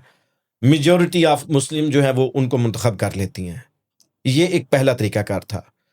آپ کا جب وصال ہوتا ہے تو آپ نے باقاعدہ وصیت فرما دی تھی کہ میرے بعد حضرت عمر فاروق رضی اللہ تعالیٰ عنہ جو ہیں وہ خلیفہ ہوں گے۔ یہ دوسرا میکانزم آ گیا، یعنی وصیت آ گئی خلیفہ کی۔ اور تیسرا میکانزم جو تھا وہ جناب حضرت عمر فاروق رضی اللہ تعالیٰ عنہ نے اپنے زخمی ہونے کی حالت میں کہا کہ میرے بعد 6 لوگوں کی شورا آپ نے اناؤنس کر دی کہ ان میں سے کسی ایک کو بنا لینا۔ حضرت عبد الرحمن بن عوف ہیں، حضرت سعد بن ابی وقاص ہیں، حضرت طلحہ ہیں، حضرت زبیر ہیں، سیدنا عثمان بن عفان ہیں، مولا علی ہیں۔ یہ اور 6 نام۔ یہ شورا آپس میں فیصلہ کرے گی کہ ہم میں سے کون ہوگا؟ جی جی، یہ 6 لوگ انہوں نے مطلب اس چیز کو آپ نے کہا کہ یہ 6 ان لوگوں میں سے، اس شورا نے جو ہے جناب حضرت عثمان کو کر دیا۔ یہ تیسرا میکانزم آ گیا۔ جی ٹھیک چوتھا ہے کیا ہے؟ جی، چوتھا کیا ہے؟ چوتھا میکانزم جو تھا وہ جب مولا علی پاک شہید ہوتے ہیں 17 یا 18 رمضان المبارک کی شب آپ کو ضرورت نہیں، لگتی ہے۔ جب حضرت عثمان شہید ہوتے ہیں تو وہ کیسے بنے؟ وہ کس میکانزم سے بنے؟ مولا علی پاک رحمہ اللہ وجہ الکریم، جی ہاں، اس میں یہ عرض کر دیتا ہوں، مولا علی جب بنتے ہیں تو سیدنا عثمان غنی رضی اللہ تعالیٰ عنہ کے بعد جو پوری امت کا متفقہ فیصلہ تھا، اس وقت جو متفقہ فیصلہ تھا آپ کے خلیفہ بننے پر، آپ کے خلیفہ بننے پر کسی کو اعتراض نہیں تھا۔ جو آپ جس طرف اشارہ کرنا چاہ رہے ہیں، میں بالکل میں وہ سمجھ گیا ہوں۔ اگر خلیفہ بننے پر اعتراض نہیں تھا تو ہم سننے میں اس طرح سے آتا ہے نا کہ جنگ ہوئی مسلمانوں کے 2 گروہوں میں ہی ہوئی، آپس میں جنگ ہوئی، تو وہ پھر جنگ پھر مطلب خلافت کے ایشو پر نہیں تھی، آپ یہ کہنا چاہتے ہیں؟ نہیں، وہ خلافت کو ایشو نہیں بنایا گیا، وہ جناب حضرت سیدنا عثمان غنی رضی اللہ تعالیٰ عنہ کے قتل کے حوالہ سے بات کی گئی، یہ مطالبہ سامنے رکھا گیا۔ یہ شاید بات یہ بھی تو تھی کہ بیعت نہیں دی تھی، خلیفہ بننے پر اختلاف نہیں تھا لیکن بیعت نہیں دی۔ ہاں، بیعت نہیں کی، یہ تو ہے۔ وہ آپ جو پوچھنا چاہتے ہیں، وہ شام میں حضرت معاویہ رضی اللہ تعالیٰ عنہ جو تھے وہ اور ان کے جتنے بھی ماننے والے تھے، یہ اتفاق۔ اب یہ آپ نے مجھے میکانزم پوچھا اور میں نے عرض کیا کہ میں اس پہ کوئی کمنٹری نہیں کروں گا، تو لیکن جو ہوا جس انداز سے ہوا وہ انداز میں آپ کے سامنے میکانزم جو آپ پوچھ رہے ہیں۔ سیدنا صدیق اکبر رضی اللہ تعالیٰ عنہ کی خلافت وہ مانی گئی، اگرچہ 6 مہینے بعد مولا علی نے آپ کی بیعت کی ہے۔ سیدنا فاروق اعظم رضی اللہ تعالیٰ عنہ کی خلافت مان لی گئی، سیدنا عثمان کی خلافت مان لی گئی۔ بدقسمتی تھوڑی سی یہاں سے شروع ہوتی ہے ہماری کہ جب وہ معاملہ اختلافات کا، میں بدقسمتی اس کے ساتھ کہہ رہا ہوں، مولا علی جب ہوئے نا خلیفہ تو یہ فیکٹ ہے کہ آپ کی بیعت نہیں کی گئی۔ کہا گیا کہ جی آپ خون عثمان کا بدلہ لیں، وہ معاملات، اور یہ ایک دعویٰ کیا گیا، اور پھر اس ضمن کے اندر مسلمانوں کا اتنا بھاری نقصان ہوا کہ آپ اس کو تصور نہیں کر سکتے۔ پھر 2 جنگیں ہوئیں۔ یہی چیز میں کہنا چاہ رہا تھا کہ جو مسلمانوں کا خلیفہ منتخب ہونے کا میکانزم تھا، جی، وہ اگر آپ دیکھیں تو ان چاروں خلفاء کا چاروں کا الگ الگ طریقہ تھا۔ جی، میں معذرت سے بات کمپلیٹ کر رہے تھے، ایک کویشچن آ گیا، میں 5ویں بات بھی عرض کر دیتا ہوں اس میں۔ اچھا، وہ بڑی دلچسپ بات ہے کہ جب مولا علی پاک کی کو ضرورت لگتی ہے تو آپ سے آ کر پوچھا جاتا ہے کہ جی ہم آپ کے بعد کیا مولا امام حسن کی بیعت کر لیں؟ بڑی تاریخی بات فرمائی آپ نے فرمایا نہ میں تمہیں اس کا حکم دیتا ہوں نہ اس سے روکتا ہوں۔ یعنی ایک خوبصورت، یعنی یہ نہ ہو لوگوں کو، یہ ایک طریقہ کار چلا آ رہا تھا حضرت ابوبکر صدیق نے اپنے جیسے بیٹے کو کسی کو منتخب نہیں کیا، حضرت عمر فاروق نے اپنے کسی بیٹے کو منتخب نہیں کیا، حضرت عثمان غنی نے اپنے کسی بیٹے کو منتخب نہیں کیا. مولا علی بھی چاہ رہے تھے کہ یہی ایسا کام ہو، لیکن بعد میں پھر یہ طریقہ کار، چونکہ اب حدیث یہاں پر آ جاتی ہے، سرکار نے فرمایا تھا کہ میرے بعد 30 سال تک تم خلافت دیکھو گے. اور یہ حدیث جو آئی ہے نا، امام ترمذی لے کر آئے ہیں، اس کو آقا کریم صلی اللہ تعالی علیہ وآلہ وسلم نے جو پیشن گوئیاں کی ہوئی ہیں، اور اس میں باب الفتن کے اندر یہ حدیث آئی ہے. باب الفتن کے اندر، یعنی فتنوں کا جہاں پر باب کی بات کی ہے نا، تو ڈیفینیٹلی یہ امت کے لیے بہرحال ایک آزمائش تو تھی، ایک فتنہ تو تھا کہ امت کو پھر وہ چیزیں دیکھنی پڑی کہ جو ایک اسلام کی اتنی خوبصورت امپائر، مطلب پیغمبر آقا کریم صلی اللہ تعالی علیہ وسلم نے بلڈ اپ کی تھی. ریاست مدینہ، مطلب ریاست مدینہ تو صرف اس سینس میں ہم کہہ سکتے ہیں کہ اس کے لیے، ادروائز تو دنیا کی سب سے بڑی ریاست اس وقت بن گئی ہوئی تھی. اسلام مدینہ میں اس وقت نہیں رہا تھا، اسلام تو اس وقت لاکھوں میل دور جو ہے دنیا میں وہ پھیل چکا ہوا تھا. تو یہ اسلام کو جو دن دیکھنا پڑا، وہ جو ایک میکانزم تھا اس کی ڈیویشن ہوئی. 30 سال کے اندر حضرت امام حسن کا بھی دور آتا ہے جی، 6 ماہ ان کے انکلوڈ کریں آپ تو آپ کا بھی وہ دور واضح طور پر اس کے اندر پھر آتا ہے. خلفائے راشدین کا دور وہ بنتا ہے 30 سال کا. جی، وہ خلافت راشدہ جو ہے، ہدایت، سادہ لفظوں میں ہدایت یافتہ خلافت راشدہ کا اگر آپ ترجمہ کریں تو ترجمہ یہی بنتا ہے، ایسی خلافت جو ہدایت یافتہ ہو، ہدایت کے راستے پر ہو، اس کا یہ 30 سال کا دور جو ہے یہ مکمل بنتا ہے. اب مفتی صاحب یہ کانٹیکسٹ واپس کربلا کے ساتھ ہی کیونکہ ہے، اس لیے میں آپ سے یہاں پر دوبارہ پوچھنا چاہوں گا، پھر ایسا کیا ہوا کہ یہ دور ختم ہو گیا، اور کیا وہ معاہدہ حسن جو ہم مطلب جس کے بارے میں بات کرتے ہیں وہ کیا تھا، اور پھر کیا اس کی ایسی خلاف ورزی ہو گئی تھی کہ جب حضرت امام حسین کو اپنے گھر سے نکل کر اپنی آل کے ساتھ جانا پڑا کربلا کے میدان تک؟ کربلا یزید کو حضرت معاویہ رضی اللہ تعالیٰ عنہ کی زندگی کے اندر ہی جو نامزد کیا گیا، اور یہ خلاف ورزی تھی. یہ آپ میکانزم دیکھ لیجئے. اس میں اب 2 نظریات پائے جاتے ہیں امت کے اندر. اہل تسنن کے ہاں اس کو ایک اجتہادی خطا کہا جاتا ہے، اجتہادی خطا کہا جاتا ہے، خاموشی پائی جاتی ہے. کہا جاتا ہے چونکہ صحابی رسول ہیں، ادب ہے، تو ڈیفینیٹلی اس چیز کا تو کوئی جواب نہیں ہے صحابی رسول ہونے کا. تو اس وجہ سے کہا جاتا ہے کہ ان کی نیت پر شک نہیں کیا جائے گا، اجتہادی خطا سمجھی جائے گی. یہ اہل سنت کے ہاں، ہمارے ہاں ایک نظریہ پایا جاتا ہے. اور دوسری طرف جو ہے وہ اہل تشیعیوں کے ہاں ذرا اس حوالہ سے سختی پائی جاتی ہے کہ جی یہ ڈیویشن بہرحال میرا آپ سے سوال قابل برداشت نہیں ہے. لیکن وہاں پر جو پہلا میں نے عرض کیا کہ ایک اجتہادی خطا سمجھا جاتا ہے. معاہدہ حسن کے اندر کیا یہ چیز شامل تھی کہ آپ اپنے بعد یہ خلافت یا حکومت کسی اور کو نہیں دیں گے، ملوکیت نہیں بنائیں گے اس کو؟ ہاں، 2 باتیں ہیں اس میں. ایک بات وہ ہے معاہدہ حسن کے حوالہ سے کہ جس میں تو کوئی اختلاف نہیں، تمام سیرت نگاروں نے یہ واضح طور پر لکھا ہے کہ آپ اپنے بعد یہ معاملہ حکومت کون چلائے گا یہ شورا کے اوپر چھوڑ دیں گے، امت کی شورا کے اوپر چھوڑ دیں گے. صحیح، یہ شرط بالکل متفقہ شرط ہے. بعض کتب نے، بعد میں کچھ علماء نے اس پر کلام کیا ہے کہ امام حسن پاک کا نام تھا کہ جی میں چونکہ امام حسن پاک کے ساتھ صلح ہوئی تھی تو امام حسن جو ہے اس کے بارے میں خلیفہ ہوں گے.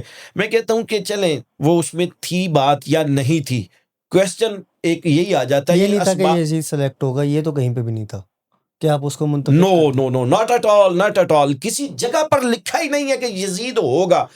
یزید وہ مطلب اس کے معاملات دیکھ لیجئے، اور وہ یزید کا معاملہ بالکل بھی نہیں تھا کہیں پر، امت کے اوپر چھوڑ دیا جائے گا. اب ذرا سوچئے نا، آپ 1 منٹ کے لیے ہم یہ بھی اس کو سمجھ لیتے ہیں، سپوز دیٹ بات کر لیتے ہیں کہ صلح حسن کی شرائط نہیں لکھی گئی. 1 منٹ کے لیے صلح حسن لکھی نہیں گئی. آپ کے سامنے خلفائے راشدین کا طریقہ کار موجود ہے، اس میں کسی میں، اور ایسا نہیں ہے کہ حضرت ابوبکر صدیق رضی اللہ تعالیٰ عنہ کی اولاد نہیں تھی. بالکل، جناب محمد بن ابی بکر، جناب عبد الرحمن بن ابی بکر بیٹے موجود ہیں، جناب عمر فاروق کے بیٹے عبداللہ ابن عمر موجود ہیں، جناب سیدنا عثمان غنی رضی اللہ تعالیٰ عنہ کے بیٹے ابان بن عثمان موجود ہیں، مولا علی پاک کے شہزادے حسن و حسین جن کا کائنات میں جوڑ کوئی نہیں، جن جیسا کوئی نہیں. ایک کلمہ پڑھنے والا شخص جو ہے نا، اس کے لیے حسن و حسین جیسا کوئی نہیں ہو سکتا. اور یہ میں چونکہ گفتگو تھوڑی سی خشک ہوتی جا رہی، میں لطف طبع کے لیے بات عرض کر دوں یہ بات تو حضرت عمر فاروق رضی اللہ تعالیٰ عنہ ہمارے لیے بڑی کلیئر کر کے چلے گئے جی. وہ ہمیں بتا کر چلے گئے کہ حسین کون ہے، حسن کون ہے. یزید کا تو کمپیریزن ہی نہیں بنتا. عبداللہ ابن عمر جو خود سے ابھی ہیں اور ایک درویش طبع مزاج تھا ان کا، بڑے ایک طرح سے ان کی طبیعت تھی. ان کا کوشچن آتا ہے، بابا جان میں اس وقت خلیفہ کا بیٹا ہوں، میں حاکم وقت کا بیٹا ہوں، آپ کا بیٹا ہوں، فاروق اعظم کا بیٹا ہوں. حضرت عمر کے دور کی وہ بات جی جی، تو میرے برابر آپ حسنین کریمین کو وظائف دے رہے ہیں جو اس وقت بیت المال سے چیزیں ملتی تھی، جو ایک نظم تھا وہاں کا، مالیات کا جو فنانشل سسٹم تھا. تو تاریخ کے وہ جو الفاظ میں ان کا مفہوم ہی عرض کر دیتا ہوں اس وقت کہ سیدنا فاروق اعظم رضی اللہ تعالیٰ نے کہا تھا کہ اے میرے بیٹے عبداللہ ابن عمر، کیا تو اپنا کمپیریزن ان کے ساتھ کر رہا ہے؟ کیا تیرا نانا ان کے نانے جیسا ہے؟ بے شک نہیں. کیا تیری نانی ان کی نانی جیسی ہے؟ کیا تیرا باپ ان کے باپ جیسا ہے؟ کیا تیری ماں ان کی ماں جیسی ہے؟ یہ تو وہ بتا کر چلے گئے ہیں. اور ان کے مقابلے میں یزید کو لا کر کھڑا کیا جانا اسباب کربلا میں سے تھے، ایک بہت بڑا جو ہے وہ سبب تھا. اچھا مفتی صاحب، اب ہم نے واقعہ کربلا یا اس کا جو پس منظر ہے اس کو تو کافی ڈیٹیل میں بات کر لی ہے، لیکن اب سفر کربلا کا سفر کیسے آپ حضرت امام حسین کیوں مدینہ شریف میں، جیسے آپ کہہ رہے تھے پہلے کہ وہ رہ سکتے تھے، وہ کیوں وہاں پر نہیں رکے؟ اس کے اندر انہوں نے کیا حکمت پائی؟ پھر وہ مکہ بھی گئے، پھر وہاں سے کربلا کی طرف گئے، اور بیسیکلی کربلا تو ان کی ڈیسٹینیشن نہیں تھی، جہاں وہ کہیں اور رہے تھے. تو اس کے بارے میں آپ تھوڑا سا بتائیں. جی، اس میں یہ ہے کہ یہ جو سفر مبارک ہے نا امام علی مقام کا، یہ 27 رجب کو شروع ہوتا ہے جی. مدینہ سے آپ مکہ تشریف لاتے ہیں، خیال یہی تھا کہ حج کیا جائے. 9 ذی الحج کو جب حج اپنے عروج پر تھا، یوم عرفہ جہاں پر یہ بہت بڑا دن ہے، اس اعتبار سے بھی یاد رکھنے کے حوالہ سے بڑا تاریخ کا ایک حیران کن باب ہے کہ امام علی مقام کو یہ خبر ملتی ہے کہ یہاں پر حالت احرام میں کچھ لوگ بھیجے گئے ہیں جو جان لینا چاہتے ہیں. اور امام علی مقام یہ چاہ رہے تھے کہ اب کچھ ہو جائے، میں حرم خدا کو تو، اس کی عزت کو تو پامال نہیں ہونے دوں گا. ظاہر ہے جس نے بھیجے تھے اور جو بھیجے تھے اس نے بعد میں جو کعبہ کے ساتھ کیا، اس کے لیے تو ایک انسان کی وہاں پر جان لینا کوئی معنی نہیں رکھتا. تو اس نے کہ وہ ڈیفینیٹلی یزید نے بھیجے ہوں، ڈیفینیٹلی 100% جو یہ سمجھ رہا تھا کہ ان لوگوں نے میری بیعت نہیں کی تو ان کے خلاف میں یہ معاملہ کروں. پھر وہاں سے آپ کربلا کی طرف جاتے ہیں. یہاں پر میں یہ عرض کروں، جیسے میں نے ترمذی شریف کی حدیث کا ابھی ایک ذکر کیا کہ سرکار کو مٹی دکھائی گئی، اور ایک مسند احمد میں روایت، بڑی اہم روایت ہے کہ جب جنگ صفین سے مولا علی پاک واپس جا رہے تھے نا، تو آپ کی زبان پر یہ لفظ آئے، اصبر یا عبداللہ، اصبر یا ابا عبداللہ، اصبر یا ابا عبداللہ. تو 7 کمپینین نے صحابی نے پوچھا، مولا یہ آپ کیا کہہ رہے ہیں آپ کی زبان؟ تو آپ نے فرمایا کہ یہ عرض نینوا ہے، یہاں میرے حسین کو ایک بار آنا پڑے گا، تو میں اس کے لیے دعا کر کے جا رہا ہوں، حسین جب ادھر آنا تو صبر کرنا، حسین جب ادھر آنا تو صبر کرنا. اب جب حضور کو پتا تھا کہ میرے نواسے کو شہید کر دیا جائے گا، تو ظاہر ہے مولا علی تو سب سے زیادہ حضور کے قریب آنا، مدینہ العلم والی بابوہا، وہ جو علم کا ایک تعلق تھا وہ بہرحال ایک جگہ پر تھا، ایک جیسا تھا. ایک جیسے سے مراد یہ ہے کہ سیکھنے سکھانے کا عمل، سرکار کے علم جیسا تو کسی کا علم نہیں، لیکن مولا علی ڈائریکٹ وہاں سے فیض یافتہ ہے.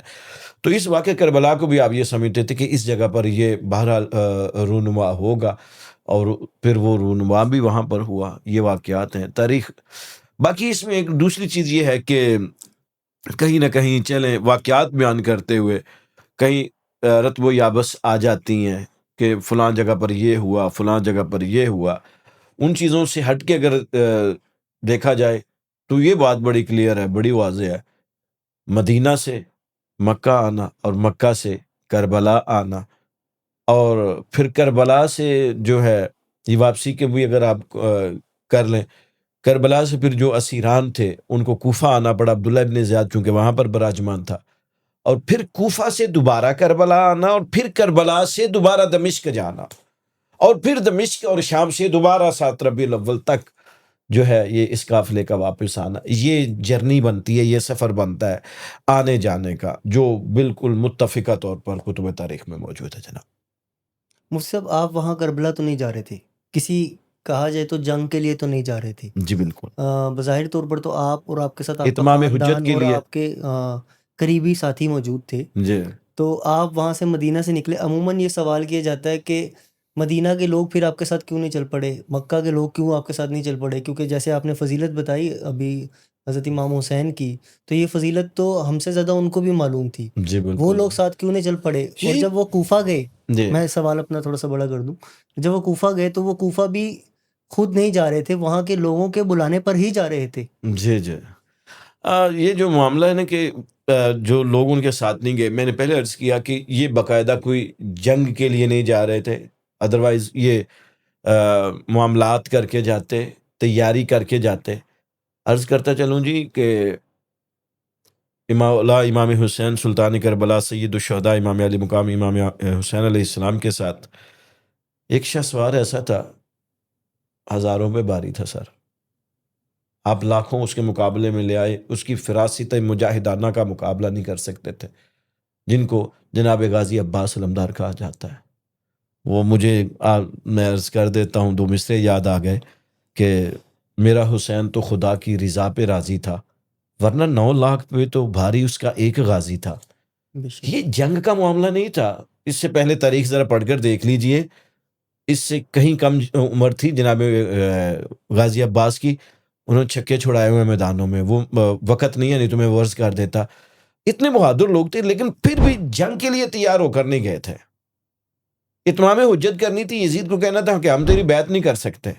اور جہاں تک آپ کا دوسرا کویسچن ہے کہ کوفہ والوں نے بلایا یہ وہ، یہ میں یہ عرض کروں گا میرا کہ یہ سوال وہ یہ تھا کہ کوفہ والوں نے جو اتنے خطوط لکھے، جی جی کیا جی وہ خطوط بھی حقیقت پر مبنی تھے یا وہ بھی کوئی دھوکہ دہی تھی؟ میں یہ عرض کر رہا ہوں، یہاں پر ہمارے ہاں یہ جو کہا جاتا ہے کہ وہ ان کو دھوکے سے کوفے بلایا گیا، اور اس طرح کر کے ساری کہانی کوفہ والوں کے اوپر ڈال دی جاتی ہے۔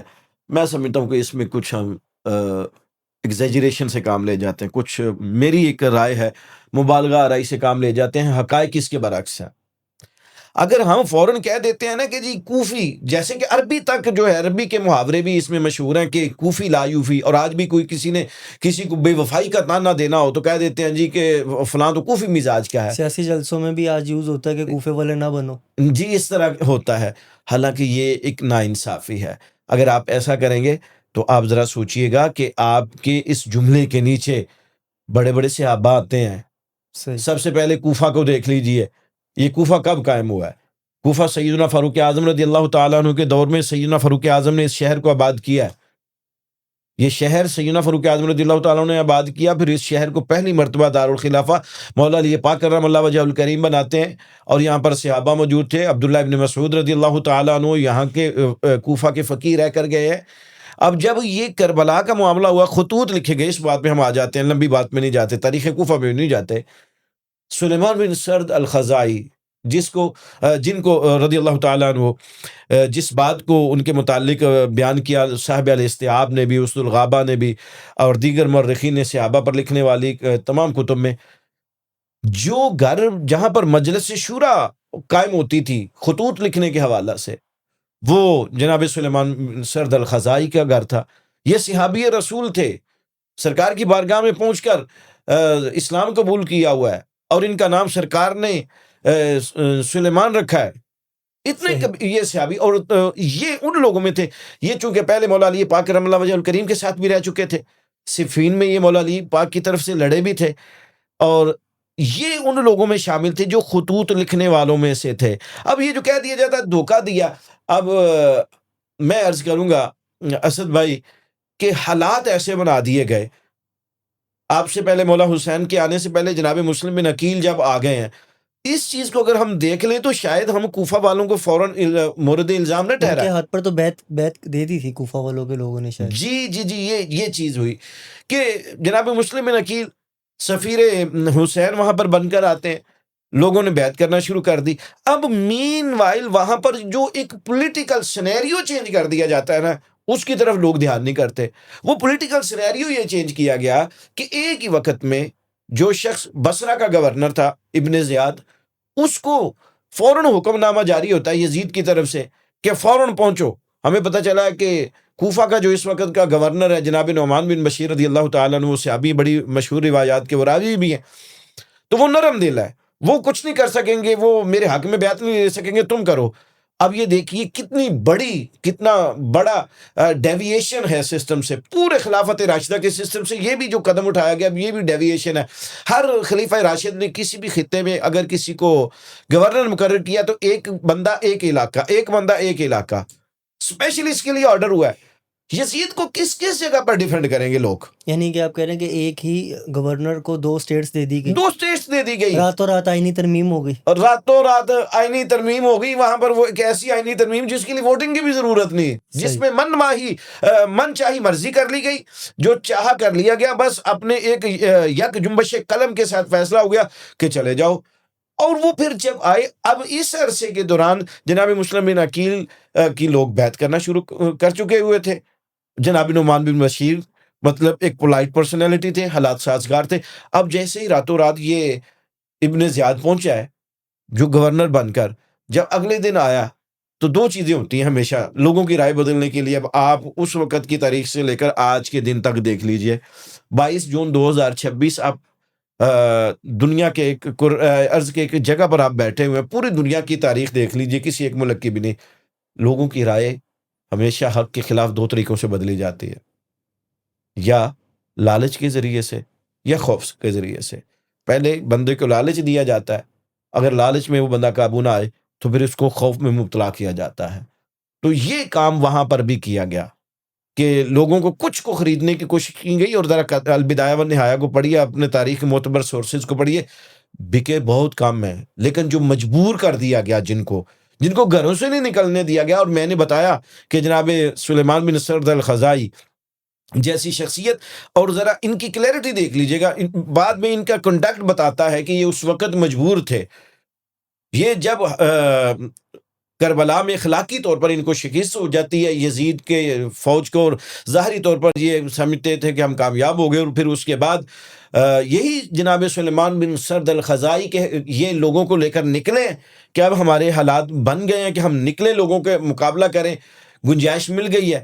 اور انہوں نے پھر لیڈ کیا ہے، اور لیڈ یہاں تک کیا ہے، تحریک توابون چلتی ہے، یزید کے خلاف چلتی ہے، اس کے ظلم کے خلاف چلتی ہے. اور صرف ہم یہ تو کہہ دیتے ہیں یہی سلیمان بن سرد الخزائی پھر شہید ہوئے ہیں اس تحریک توابون میں. اور میں ایک جنرل نالج کے لیے بات عرض کر دوں کہ یہ انہوں نے مولا علی کے اس سنت پہ بھی عمل کیا تھا. جب مولا علی پاک شہید ہوتے ہوئے آپ کی زبان پر لفظ آئے تھے نا، فزت برب الکعبہ، کعبہ کے رب کی قسم میں کامیاب ہو گیا. یہ جناب سلیمان بن سرد الخزائی اتنا مولا علی سے پیار کرنے والے تھے، جب ان کی شہادت کا وقت آیا تھا تو ان کی زبان پر یہ لفظ آئے تھے، فزت برب الکعبہ، رب کعبہ کی قسم میں کامیاب ہو گیا. تو یعنی یہ کوفہ کے رہنے والے تھے، یہ تھے بلانے والے، اور یہ ہے ریئل پکچر. اگر فوری ہم کہہ دیتے ہیں کہ کوفی بھی ذات، تو اس کا مطلب ہے ہم بڑے بڑے صحابہ کے متعلق معاذ اللہ کیا ایسی بات کریں گے؟ ایسا نہیں ہے. انصاف سے کام لینا چاہیے. حالات ویسے بنا دیے گئے. آج بھی دنیا کے کسی خطے میں مثال سے سمجھا دیتا ہوں، آج بھی دنیا کے کسی خطے میں آپ ایک آزاد ملک میں رہ رہے ہیں، پوری دنیا کا مطالعہ کر لیجئے، کسی بھی ملک کو دیکھ لیجئے، اپنے ملک کو دیکھ لیجئے، ہمسایہ ملک کو دیکھ لیجئے، اسلامک غیر اسلامی ملک کو دیکھ لیجئے. کیا حالات ایسے بنا نہیں دیے جاتے کہ لوگ اہل حق ہوتے ہیں، بولنا چاہتے ہیں، لیکن ان کے لیے حالات ایسے بنا دیے جاتے ہیں کہ وہ نہیں بول پاتے. اسٹیٹ کے خلاف آپ اگر بولیں گے تو پھر جو بھی معاملات ہوں گے، جب اسٹیٹ اپنی ریٹ قائم کرتی ہے، معاملات پھر ایسے ہو جاتے ہیں. تو یہ نہیں کہ ہر وقت کا شخص جو ہے وہ جو مجبور کر دیا جائے تو کہہ دیا جائے کہ اس نے دھوکہ دیا ہے. اس میں کوئی یہ حقیقت سے زیادہ افسانہ ہے کوفہ والوں کے متعلق. لیکن مفتی صاحب بیسیکلی یہ خاموشی اس چیز پر تو ہو سکتی ہے کہ آپ وہاں سے آ رہے تھے کوفہ، اب شاید وہ آپ کو بیعت نہ دیں.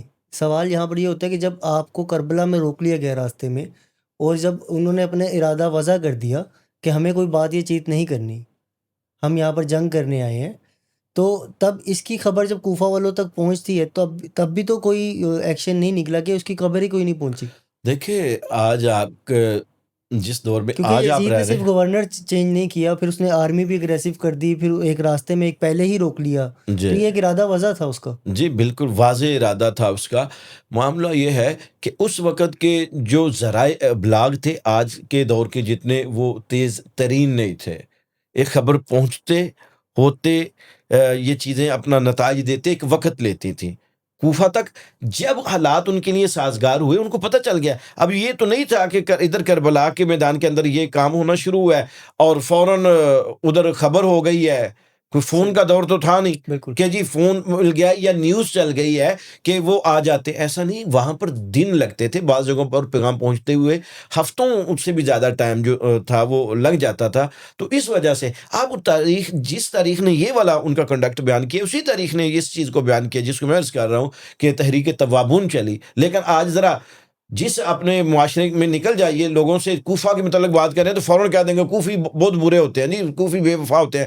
لیکن کسی سے پوچھ لیں کہ بیٹا تحریک توابون کیا ہے، نہیں جواب دے پائے گا کوئی. کیونکہ تحریک توابون اور جناب سلیمان بن سرد الخزائی کے تعلق کو سمجھے بغیر کوفہ والے کو کنڈکٹ کو آپ اس کے اوپر آپ گفتگو نہیں کر سکتے، اس پہ آپ کمنٹ نہیں کر سکتے. اگر کریں گے تو یہ ایسے ہی ہے جیسے تصویر کا ایک رخ دیکھ کر آپ بات کر رہے ہیں. تصویر کے دونوں رخ یہ ہے کہ کوفہ والوں کو اتنا برا نہیں کہنا چاہیے. ہاں آپ کے لیے لفظ جو ہے وہ یزیدی بولیے، یزید کے متعلق یہ یزیدی فوج، یزیدی لشکر، وہ سارا کچھ کرنے والے. آج آپ کو اگر گھیر لیا جائے، آپ کا جتنا مرضی قریبی باہر آ جائے اور میں کہوں گا آپ کو اس کی حمایت، آپ کو چاروں طرف سے نکلنے نہ دیا جائے، آپ کیا کریں گے؟ جناب مسلم بن عقیل کی شہادت کے ذریعے سے ڈیٹرنٹ تھیوری قائم کر دی گئی پورے کوفہ کے اندر کہ جو بھی حسین کا ساتھ نہیں چھوڑے گا، حسین کی بیعت کی بات کرے گا، ہم اس کے ساتھ یہ سلوک کریں گے. اور لوگوں کو اب نکلنے نہیں دیا جا رہا. اور اس سے حضور والا اس سے کہیں زیادہ ظلم تو جناب مسلم بن عقیل کے بیٹوں جناب ابراہیم اور جناب محمد کے ساتھ کیا جاتا ہے. تاریخ میں کہیں ایسا نہیں ہے کہ چھوٹے چھوٹے بچوں کو کوئی پکڑے اور پکڑ کر ان کو بھی شہید کر دے. یہ ابن زیاد نے کیا. مفتی صاحب کتنی فوج تھی یزید کی؟ اس میں مختلف اقوال جناب ملتے ہیں. اس حوالہ سے مختلف اقوال ہے. 18,000 کے قول بھی ملتا ہے، 39,000 کا قول بھی ملتا ہے. مسلمان تھے سب؟ جی سب مسلمان تھے؟ جی کہلوانے والے تو مسلمان تھے، اپنے آپ کو مسلمان ہی کہتے تھے. اپنے آپ کو مسلمان کہہ لیں. مفتی صاحب یہ کون سا ان کا دین تھا؟ کس چیز نے ان کو اس طاقت کے یا کس نشے میں تھے وہ لوگ کہ ان کو سامنے آپ نے جیسے بھی کہا کہ چھوٹے بچے، چھوٹا بچہ اور چھوٹا بچہ بھی اہل بیت، تو وہ کون سا ایسا نشہ تھا جو ان کو نظر نہیں آ رہا تھا؟ یا یزید نے ایسا کیا خواب دکھایا تھا یا ابن زیاد نے ایسی کیا چیز بتائی تھی ان کو؟ کیا وہ چیز تھی جس نے ان کو یہ 10-18 ہزار لوگ جو ہیں یزید کی فوج، ان کو تو ہم برا کہہ سکتے ہیں شمار کر سکتے ہیں، ان کو تو ہم کہہ سکتے ہیں نا، ہم باقی سب کو ایکسیپشن دے بھی دیں، تو ان کو کیوں نہیں نظر آ رہا تھا؟ ان کے سامنے دیکھیں جی، اسی لیے ہم کہتے ہیں کہ یزید اس معاملے میں 100% وہ شامل ہے. جو لوگ اس کو کلیئر کرنے کی بات کرتے ہیں ہم اس کی کہتے ہیں فوج کبھی بھی سربراہ مملکت کے حکم کے بغیر نہیں چلتی. جو ان سا مرضی آپ زمانہ یہ اٹھا بھی کر چلتا ہے کہ یزید کا کہنا تھا کہ گرفتار کر کے لائے. جی تو فوج کے اس کے کہنے کے بغیر اس میں کیا انٹینشن تھی کہ ابن زیاد کو ایک صوبے کا گورنر ہوتے ہوئے فوراً دوسرے صوبے کی گورنری دے دینا؟ اگریشن مطلب. اور اس کے پیچھے آگے موٹیو کیا تھا؟ موٹیو اس کے پیچھے یہی تھا کہ اس کا مجھے یہ رزلٹ ملے کہ جو کام نعمان بن بشیر جیسا نرم دل بندہ نہیں کر سکتا وہ یہ سخت دل بندہ کرے، اور اس نے کر کے بھی دکھایا. تو یہ کس کا فائدہ تھا؟ یہ کس کی فیور تھی؟ یزید کی فیور تھی. ڈیفینیٹلی یزید کی فیور تھی. وہ جو آپ بات کر رہے ہیں کہ وہ کلمہ پڑھنے والے تھے، تو اب یہ اللہ تعالیٰ ہی ان سے پوچھے گا. میں قرآن کریم کی آیت کو کوٹ کروں گا، مجھے سورہ شعراء کی وہ آیت آتی ہے، میں تو اس پہ بات مکمل کروں گا اس کو. وَسَيَعْلَمُ الَّذِينَ ظَلَمُوا أَيَّ مُنْقَلَبٍ يَنْقَلِبُونَ. ان قریب ظالموں کو پتہ چل جائے گا کہاں ان کو پلٹانے والا پلٹائے گا، کہاں دودکارے جائیں گے. تو یہ انہی لوگوں میں سے ہیں جنہوں نے خون حسین کا معاملہ کیا. اور میرا آقا کریم صلی اللہ تعالی وسلم نے، میں دلچسپ بات اس میں حدیث کا ریفرنس کوٹ کر دوں کہ مولا علی پاک کو بہت پہلے فرما دیا تھا کہ علی لا یبغضک الا منافق ولا یحبک الا مومن، او کما قال صلی اللہ تعالی علیہ وسلم. علی تجھ سے محبت نہیں کرے گا مگر مومن، بغض نہیں رکھے گا مگر منافق. اب مولا علی کے ساتھ وہ جو بغض کا معاملہ تھا وہ آگے کربلا تک آیا. کربلا، اور یہ جو فوجی تھے سارے، آپ اس کیٹیگری میں دیکھ لیجئے، بغیر بغض کے تو جنگیں نہیں ہوتی نا جی. برتھ ڈے کیک کاٹتے ہوئے تو جنگیں نہیں ہوتی کہ میں آپ کو وش کرنے آؤں، ہیپی برتھ ڈے کہنے آؤں اور آپ کے ساتھ آ کر آپ کے ساتھ لڑائی کر دوں. ایسا تو نہیں ہوتا. پہلے دل میں کچھ چیزیں ہوتی ہیں، بغض پلتا ہے، چیزیں ہوتی ہیں تو بعد میں جا کے لڑائی ہوتی ہے. سب سوال میرا اس کے اندر دوبارہ تھوڑا سا یہ ہوگا، ایک مسلمان بھی تھے، چلیں بغض تھا، اپنے آپ کو مسلمان کہتے تھے، اور میں نے تو یہاں تک سنا کہ جنگ سے پہلے نماز بھی پڑھی انہوں نے. جی جی ٹھیک جی ہے، جی تو مسلمان بھی تھے، نماز بھی پڑھ رہے تھے، بغض بھی تھا. جی. لیکن یہ کیسے مسلمان تھے جو پانی بند کر رہے تھے، اور یہ کیسے مسلمان تھے جنہوں نے چھوٹے بچوں کو بھی تیر مارے؟ یہ اس چیز کو مطلب کون سی ایسی چیز تھی، کس چیز نے ان کو دھوکہ دے دیا تھا، کون سی ایسی پاور تھی ان کے سامنے؟ یہ میں پوچھنا چاہ رہا تھا آپ سے. دیکھیے جی، اس کا تو جواب وہی دیں گے. ہم تو یہ کہتے ہیں کہ اللہ کی لعنت ہو، تمام کائنات کی لعنت ہو ان لوگوں کے اوپر جنہوں نے آل رسول کے احباب جتنے بھی یہ مقدس شخصیات تھے، ان میں سے کسی ایک کا بھی خون کا قطرہ گرایا. میں کہتا ہوں خون کا قطرہ گرانا تو دور کی بات، آل رسول کی آنکھوں میں ان کے کنڈکٹس کی وجہ سے اگر ایک آنسو بھی آیا نا کسی کی وجہ سے، اللہ کی لعنت اس پر بھی ہو. اس کا اسلام کیسا تھا اور وہ کیسے مسلمان تھے، یہ وہ جواب دے اللہ کو. لیکن ہمارا نظریہ ان کے متعلق یہ ہونا چاہیے، اگر ہم سرکار صلی اللہ تعالی علیہ وآلہ وسلم کے ساتھ باوفا ہے تو سرکار کی اولاد کے ساتھ بغض رکھنے والا، ان کو ستانے والا جو معاملہ ہے کرنے والا، میں عرض کر دوں اس میں ہمارے علماء نے یہاں تک لکھا ہے، یہ تو بڑے دور کی بات ہے. سرکار حسنین کریمین کی پیدائش مبارکہ کے بعد سرکار کا معمول ہوتا تھا کہ جب مسجد نبوی شریف میں سرکار نماز پڑھنے جاتے تھے نا، تو اگر کبھی حسنین کریمین سے کسی ایک کے بھی رونے کی آواز آ جاتی نا، تو سرکار کہتے ہوتے السلام علیکم یا اہل بیت النبوہ، اے نبی کے گھر والوں تم پر سلام ہو. اور ایک ہی بات کہیں، فاطمہ میرے جگر کے ٹکڑوں کو رونے نہ دیا کرو. جو نبوت نہیں پسند کرتی کہ ان کے نواسوں کی آنکھ میں ایک آنسو بھی آئے، اس نبوت کے سامنے اگر امت کے کچھ افراد، یہ لوگ اگر ان کو تہہ تیغ کر دیں تو فیصلہ آپ کر لیجئے. کچھ ذہن اللہ نے ہم لوگوں کو بھی دیا ہوا ہے، کچھ شعوری قوت اور طاقت ہمیں بھی اللہ نے دی ہوئی ہے، کچھ ذہن سازی ہماری بھی ذمہ داری بنتی ہے کہ کچھ ہم بھی فیصلہ کریں کہ آخر وہ کیسے مسلمان تھے، کیسے مسلمان تھے. انسان کیسے تھی؟ انسان اب خود دیکھ لیجئے کہ حیوانیت جو ہے یہاں پر آ کر شرما جاتی ہے، حیوانیت یہاں پر آ کر شرما جاتی ہے. وہ سب واقعہ کربلا اب ایسی میں چیز ہے. بات کاٹ رہا ہوں معذرت سے، یہ اپنے اپنے نصیب کی بات ہوتی ہے. آپ نے کہا نا کہ مسلمان تھے، کہیں پر جناب عبداللہ بن وہب الکلبی تاریخ کے کربلا کے حوالہ سے ایک بڑا اہم کردار ملتا ہے. صرف 1.5 مہینہ ہوا تھا ان کی شادی کو، صرف 1.5 مہینہ. ان کی والدہ، ان کی اہلیہ اور یہ تینوں کرسچن تھے، کہیں گزر رہے تھے وہاں سے. تو ان کی والدہ جو تھی ایک جہاں دیدہ خاتون تھی. کہا بیٹا پتہ کرو یہ خیمے کس چیز کے، میں پہلے بھی یہاں گزری ہوں، ایسا معاملہ تو نہیں تھا، کوئی مسافر ہے، کوئی ہم ان کی مدد کر سکیں. بیٹا آیا، انہوں نے آ کر ساری صورتحال معلوم کی، پتہ چلا. ماں کہتی ہے جی کہ جس نبی کا کلمہ پڑھتے ہیں اسی نبی کے نواسے کے ساتھ یہ معاملہ.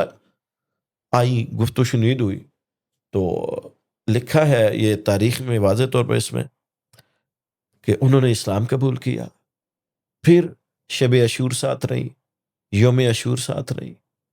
ایون دین مذاق اڑایا گیا اور ان کا بیٹے جناب عبداللہ بن وہب الکلبی شہید ہوئے. ان کے سر کو الگ کر کے نا تو ماں کی طرف بھیجا گیا یہ لشکر یزید کی طرف سے، اور کہا گیا لے بڑھیا، تجھے بڑا شوق تھا اپنے بیٹے کو قربان کرنے کا، پکڑ اپنے بیٹے کے سر کو پکڑا، پکڑ کر بھوسا دیا، بھوسا دے کر واپس ادھر بھیج دیا. کہا میں خاندانی خاتون ہوں، ہم صدقہ دیتے ہیں نا تو صدقہ دے کر واپس نہیں لیتے، میں نے اپنے بیٹے کے سر کو حسین کے قدموں کا صدقہ دے دیا. علی جہاں اپنے اپنے نصیب کی بات ہوتی ہے. جو مسلمان تھے، مسلمانوں کے گھروں میں پلے بڑے، آج وہ حسین کا خون لینے کے لیے سامنے کھڑے تھے. اور کہاں وہ جو 1.5 مہینہ پہلے غیر مسلم تھا خاندان، آج وہ رشک جنت بن گیا، رشک ملائکہ بن گیا. یہ اپنے اپنے نصیب کی آج بات تک ان کی بات ہو رہی ہے. آج تک ان کی بات ہو رہی ہے، یہ اپنے اپنے نصیب کی بات ہوتی ہے. سب کربلا کے میدان میں امام حسین نے ایک خطبہ بھی دیا تھا، جس خطبے کے بعد یزید کی آرمی کو انہوں نے ایک خطبہ بھی دیا تھا، کہ خطبے کے بعد کچھ لوگ ادھر آ بھی گئے تھے. وہ کیا؟ ان میں ایک بہت بڑا نام جناب حضرت حر کا آتا ہے. یہ اب دیکھیں بات پھر نصیب کی، جیسے میں نے عرض کیا کہ یہ ایک باقاعدہ پوری کمان کے نگران تھے، یزیدی لشکر کی پوری کمان کے نگران تھے. اور بعض روایات کے مطابق تو ایسا ہے کہ جس طرف پانی بند کیا گیا اس طرف ان کو روکا گیا. لیکن جب امام علی مقام امام حسین پاک علیہ السلام نے اپنا ایک فصیح و بلیغ خطبہ ارشاد فرمایا کہ مجھے پہچانو میں کون ہوں، یہ ایک لمبا طویل خطبہ ہے کربلا کے میدان کے اندر. تو جناب حر کہتے ہیں جیسے جیسے میں لفظ سنتا جا رہا تو وہ لفظ میرے کانوں میں نہیں اتر رہے تھے، میرے دل کی زمین پر ایک گلشن اہل بیت کی محبت کا ایک گلشن آباد کر رہے تھے. تو فوراً انہوں نے اپنے دل کی آواز کو سنا، اپنے گھوڑے کو ایڑی لگائی، مختصراً کر رہا ہوں، اور یہ خیمہ حسین کے سامنے آ گئے. امام علی مقام نے ایسے تلوار پکڑی، تھوڑا سا خیمے کا پردہ سرکایا، کہا حر کس ارادے سے آ گئے؟ ابھی تو جنگ کا طبل نہیں بجا. کہنے لگا آقا لڑنے نہیں آیا ہوں، کچھ گزارش سن لیں گے؟ مولا حسین فرمایا بولو. کہا کہ میرے دل کی دنیا بدل گئی ہے، مجھے معاف کر دیجئے، میرے اوپر حقاق حق ہو چکا ہے، مجھے اتمام حجت ہونے کے بعد پتہ چل گیا کہ حق کس طرف ہے، قبول کر لیجئے، میری غلطی معاف فرما دیجئے. گھوڑے سے اتر کر آپ کے قدموں میں گر گیا.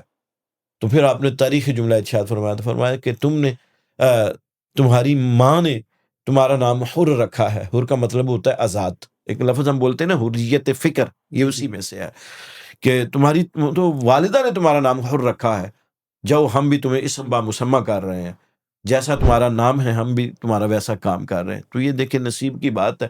پھر وہ آپ کے ساتھ میدان کربلا میں پھر شہید ہوئے آپ کی طرف سے لڑتے ہوئے.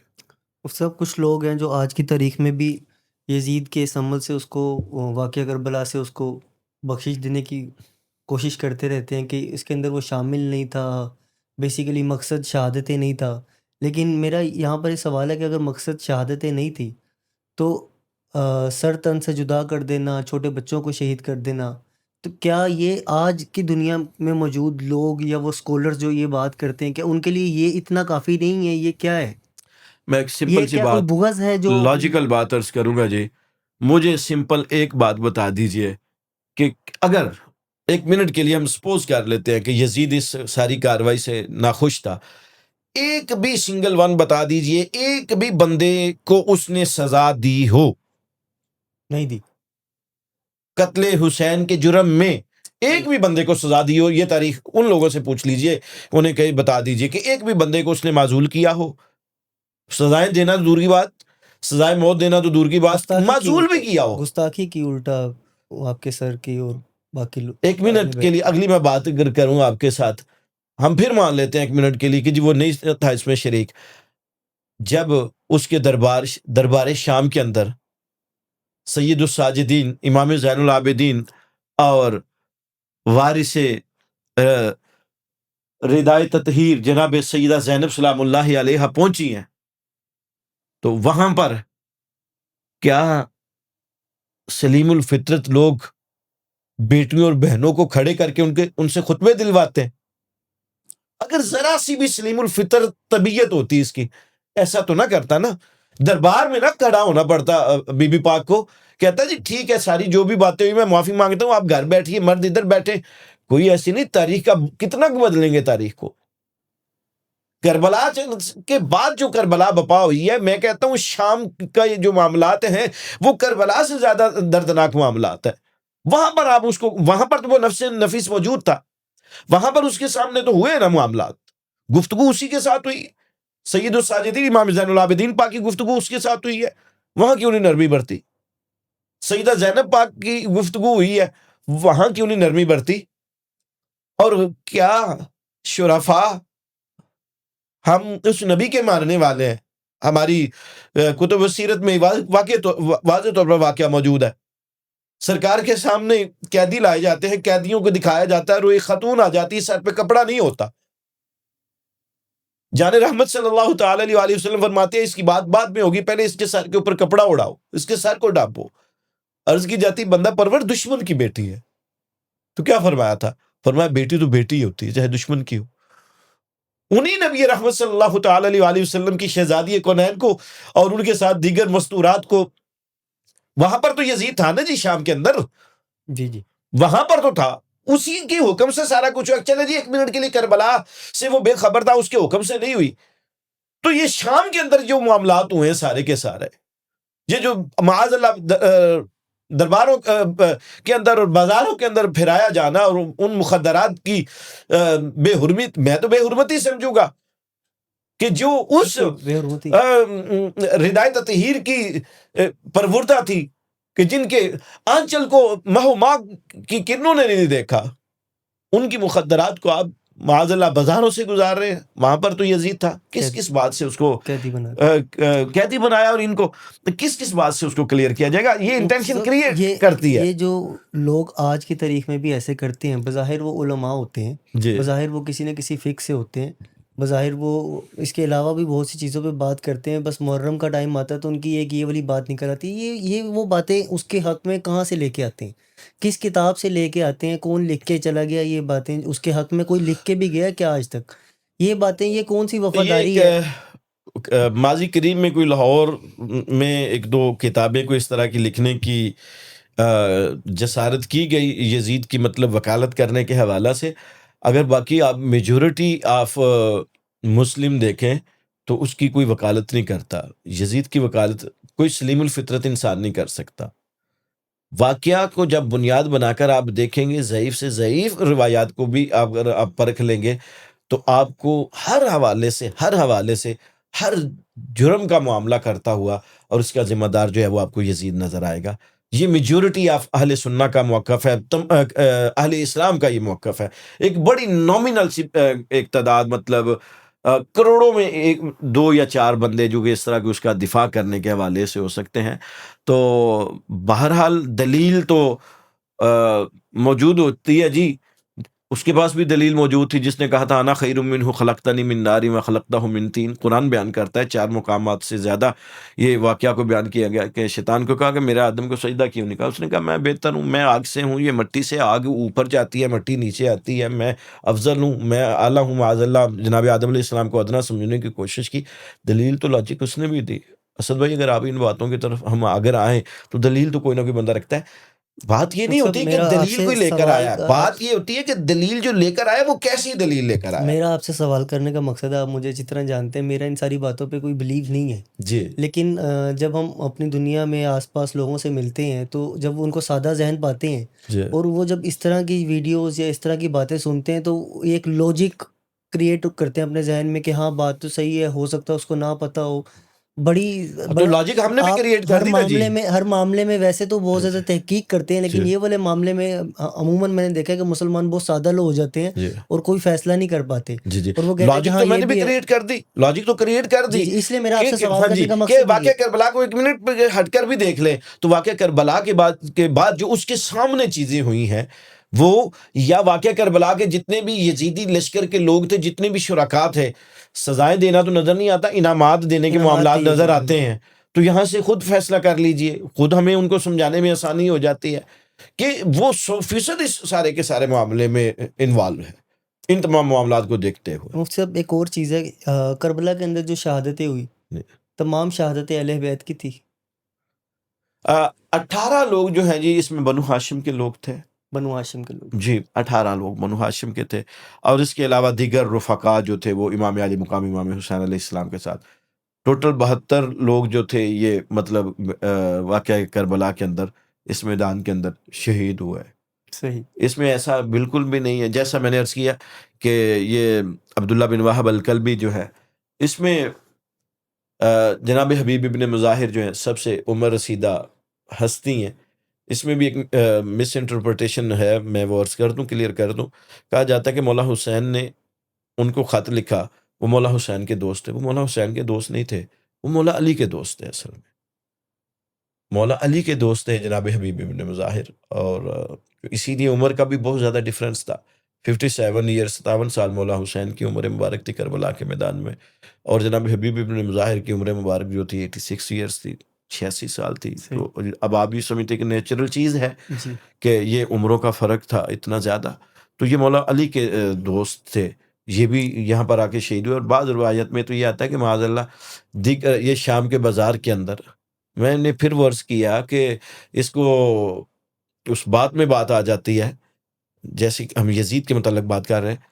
صاحب البدایہ والنہایہ نے واضح طور پر لکھا ہے جناب، واضح طور پر کلیئر لکھا ہوا ہے کہ اس نے اپنا سر اپنے سامنے سر حسین رکھا اور اس نے معاذ اللہ یہ باتیں کی ہیں. وہ فی البدیس نے مشرق عربی کے اندر کہ کاش، جن کا مفہوم یہ ہے، کاش آج میرے بدر اور احد میں مارے جانے والے بڑے آباء و اجداد زندہ ہوتے تو وہ دیکھتے میں نے ان کا بدلہ کیسے لیا. وہ کون تھے مفتی صاحب؟ یہ اس سے پوچھئے نا یزید سے کہ یہ جو جن کی باتیں کر رہا ہے، یہ اس کے ننیال میں سے کافی زیادہ لوگ جو تھے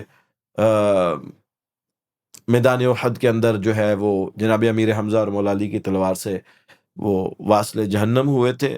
سوری، میدان بدر کے اندر، جی میدان بدر کے اندر. اور پھر اسی وجہ سے وہ کچھ منتیں مانی گئی، ارادہ کیا گیا میدان احد میں. پھر سیدنا امیر حمزہ رضی اللہ تعالیٰ عنہ کی دردناک شہادت جو ہے وہ ہوتی ہے. لیکن مفتی صاحب وہ تو مسلمان ہو گئے تھے نا بعد میں، فتح مکہ کے بعد. کون جی؟ جنہوں نے شہادت کی تھی حضرت امیر حمزہ کی. ہاں وہ جناب وحشی کے متعلق یہی ہے کہ جناب وحشی نے، اور جو یہ خاندان بھی جو آپ بتا رہے ہیں، یزید کا خاندان بھی تھا، یہ بھی فتح مکہ کے بعد ہی مسلمان ہوا ہے. ہاں جی، اسلام جو ہے فتح مکہ کے بعد جو ہے ان کا سارا وہ ہے. تو مطلب یہ کانٹیکسٹ بنتا نہیں ہے اتنے سالوں بعد وہ یہ لائن بولے سر سامنے رکھ کے کہ آج میں نے بدر میں اپنے خاندان کا بدلہ. یہ صاحب البدایہ والنہایہ نے لکھا ہے جی ایسے. تو یہ بات بھی اس کے دل سے مسلمان نہیں ہو گئے تھے کیا؟ یہ معاملہ پھر میں نے عرض کیا کہ اب کچھ میں نے کہا کہ میں اس کے کومنٹری نہیں کروں گا، انفارمیشن دوں گا. میں انفارمیشن دینے کی حد تک میں ذمہ دار ہوں. اور یہ جو بات میں نے عرض کی ہے البدایہ والنہایہ میں واضح طور پر موجود ہے. اب ایک قاری کا کام بھی، یہ سامع کا کام بھی ہوتا ہے کہ وہ اس کو پڑھنے والا یا سننے والا دیکھے اور وہ خود جج کرے اس چیز کو کہ آخر اس کے اندر دل میں کون کون سے موٹیو تھے، کیا ایشو تھا اس کا، اور یہ کربلا کیوں ہوئی. یہ یزید کی طرف بہرحال یہ چیز بھی ہے. یہ بھی اس چیز سے کیسے آپ اس کو کلیئر کریں گے؟ مجھ سے اب شہادت امام حسین ہو گئی جی، اس شہادت کا ایسا کیا ڈفرنس تھا؟ اس سے پہلے اگر ہم دیکھیں تو حضرت عمر کی بھی شہادت ہوئی، مولا کائنات کی بھی شہادت ہوئی، حضرت علی کی شہادت ہوئی، اور حضرت عثمان کی بھی شہادت ہوئی، حضرت امام حسن بھی شہید ہی ہوئے.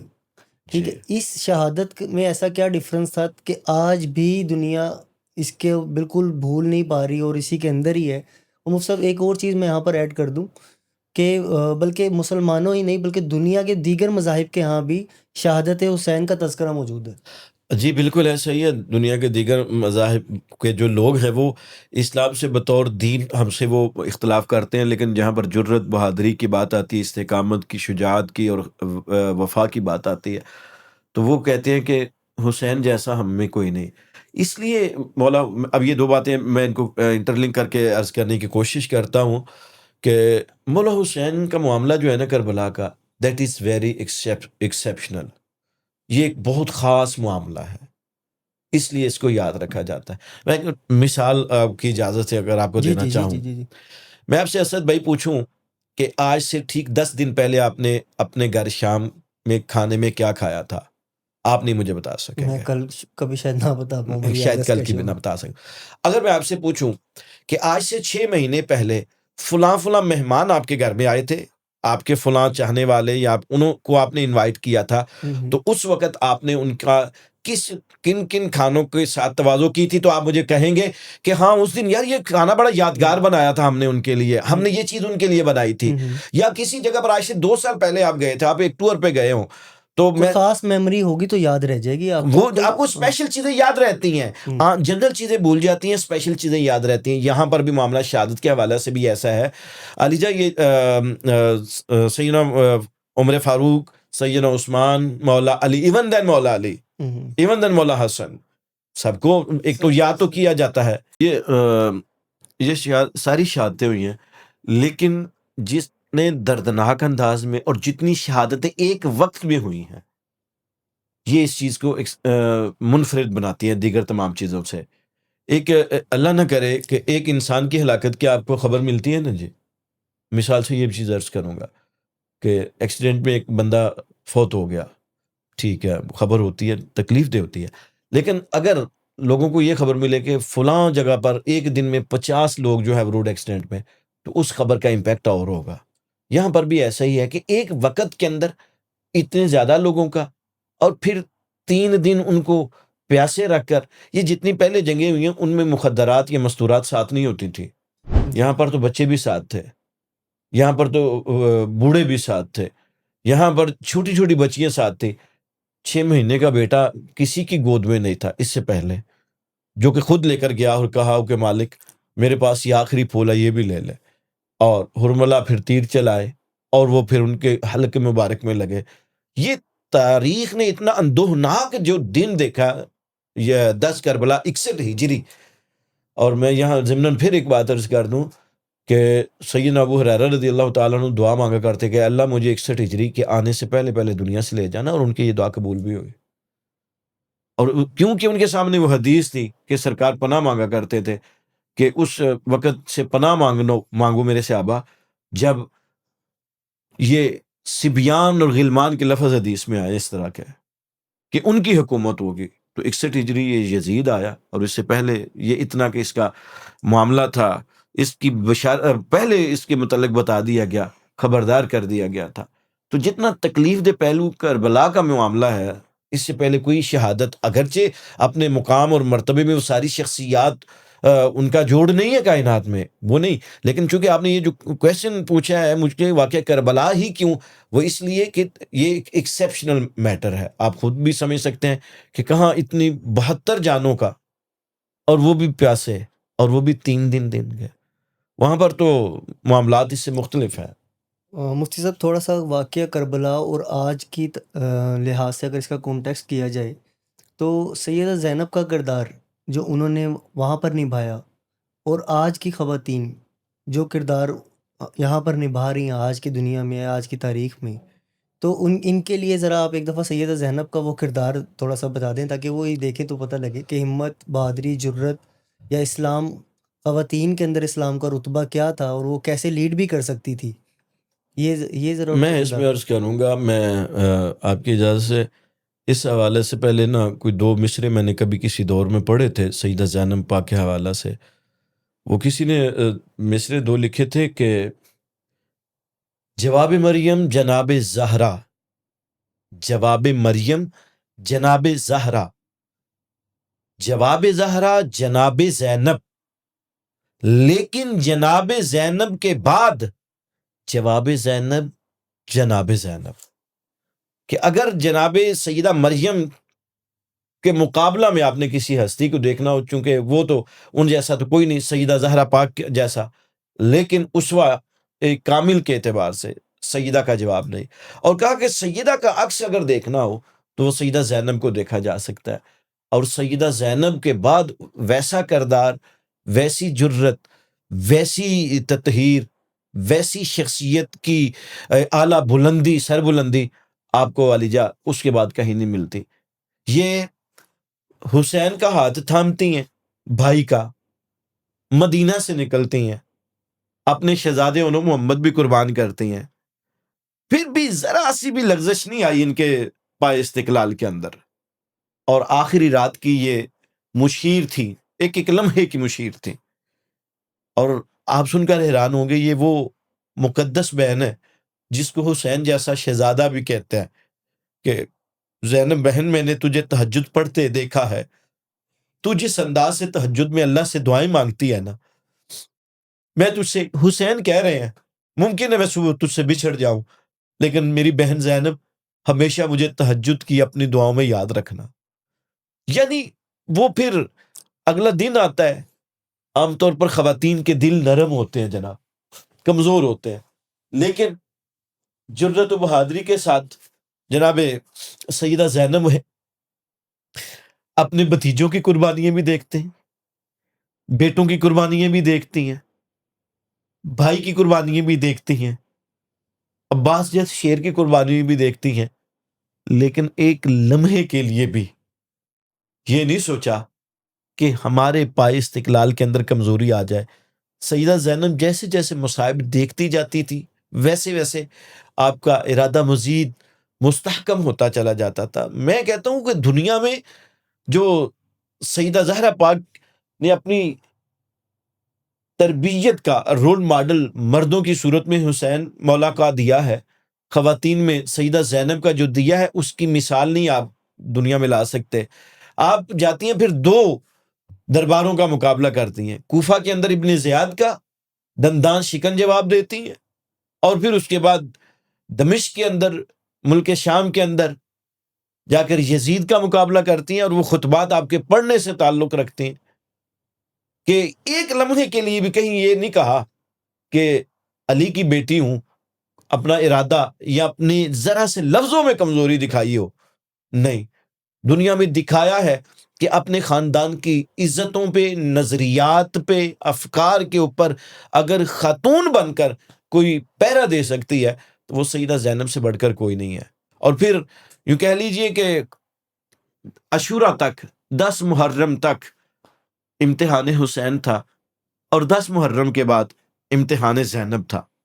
آپ کی ذمہ داریاں بڑی تھیں، اور پھر آپ ہی 7 ربیع الاول تک اس قافلے کو لے کر گئیں. مردوں میں تو جو ایک بالغ النظر فکر تھی وہ سید الساجدین امام زین العابدین پاک علیہ السلام کی تھی، تو آپ ان کو بھی حوصلہ دے رہی تھی. سیدہ زینب کا کردار جناب ایک کربلا کے بعد ایک اور کربلا سے گزرنے جیسا کردار ہے آپ کا. اور جیسے بھائی نے اپنی شجاعت اور استقامت دکھائی ہے، ویسے بہن نے اپنی شجاعت اور استقامت دکھائی ہے. سب آج کے دور میں ہم کہاں سے ویسی تو نہیں لا سکتے حسین اور زینب جیسی شجاعت، بہادری، لیکن کیا تھوڑی سی بھی ہم نے حاصل کرنی ہے تو ہم واقعہ کربلا سے کیسے کیا حاصل کریں؟ ان کی شجاعت ہم یہ واقعہ کربلا تو ضرور سنتے ہیں جی ہر سال، اور ہم ان کے کردار بھی پڑھتے ہیں، لیکن ہم اپنے اندر ایسی کیا چیز پیدا کریں کہ مردوں کے اندر حسینیت آئے اور عورتوں کے اندر حضرت زینب علیہ السلام کی جو سا وہ سیرت آئے.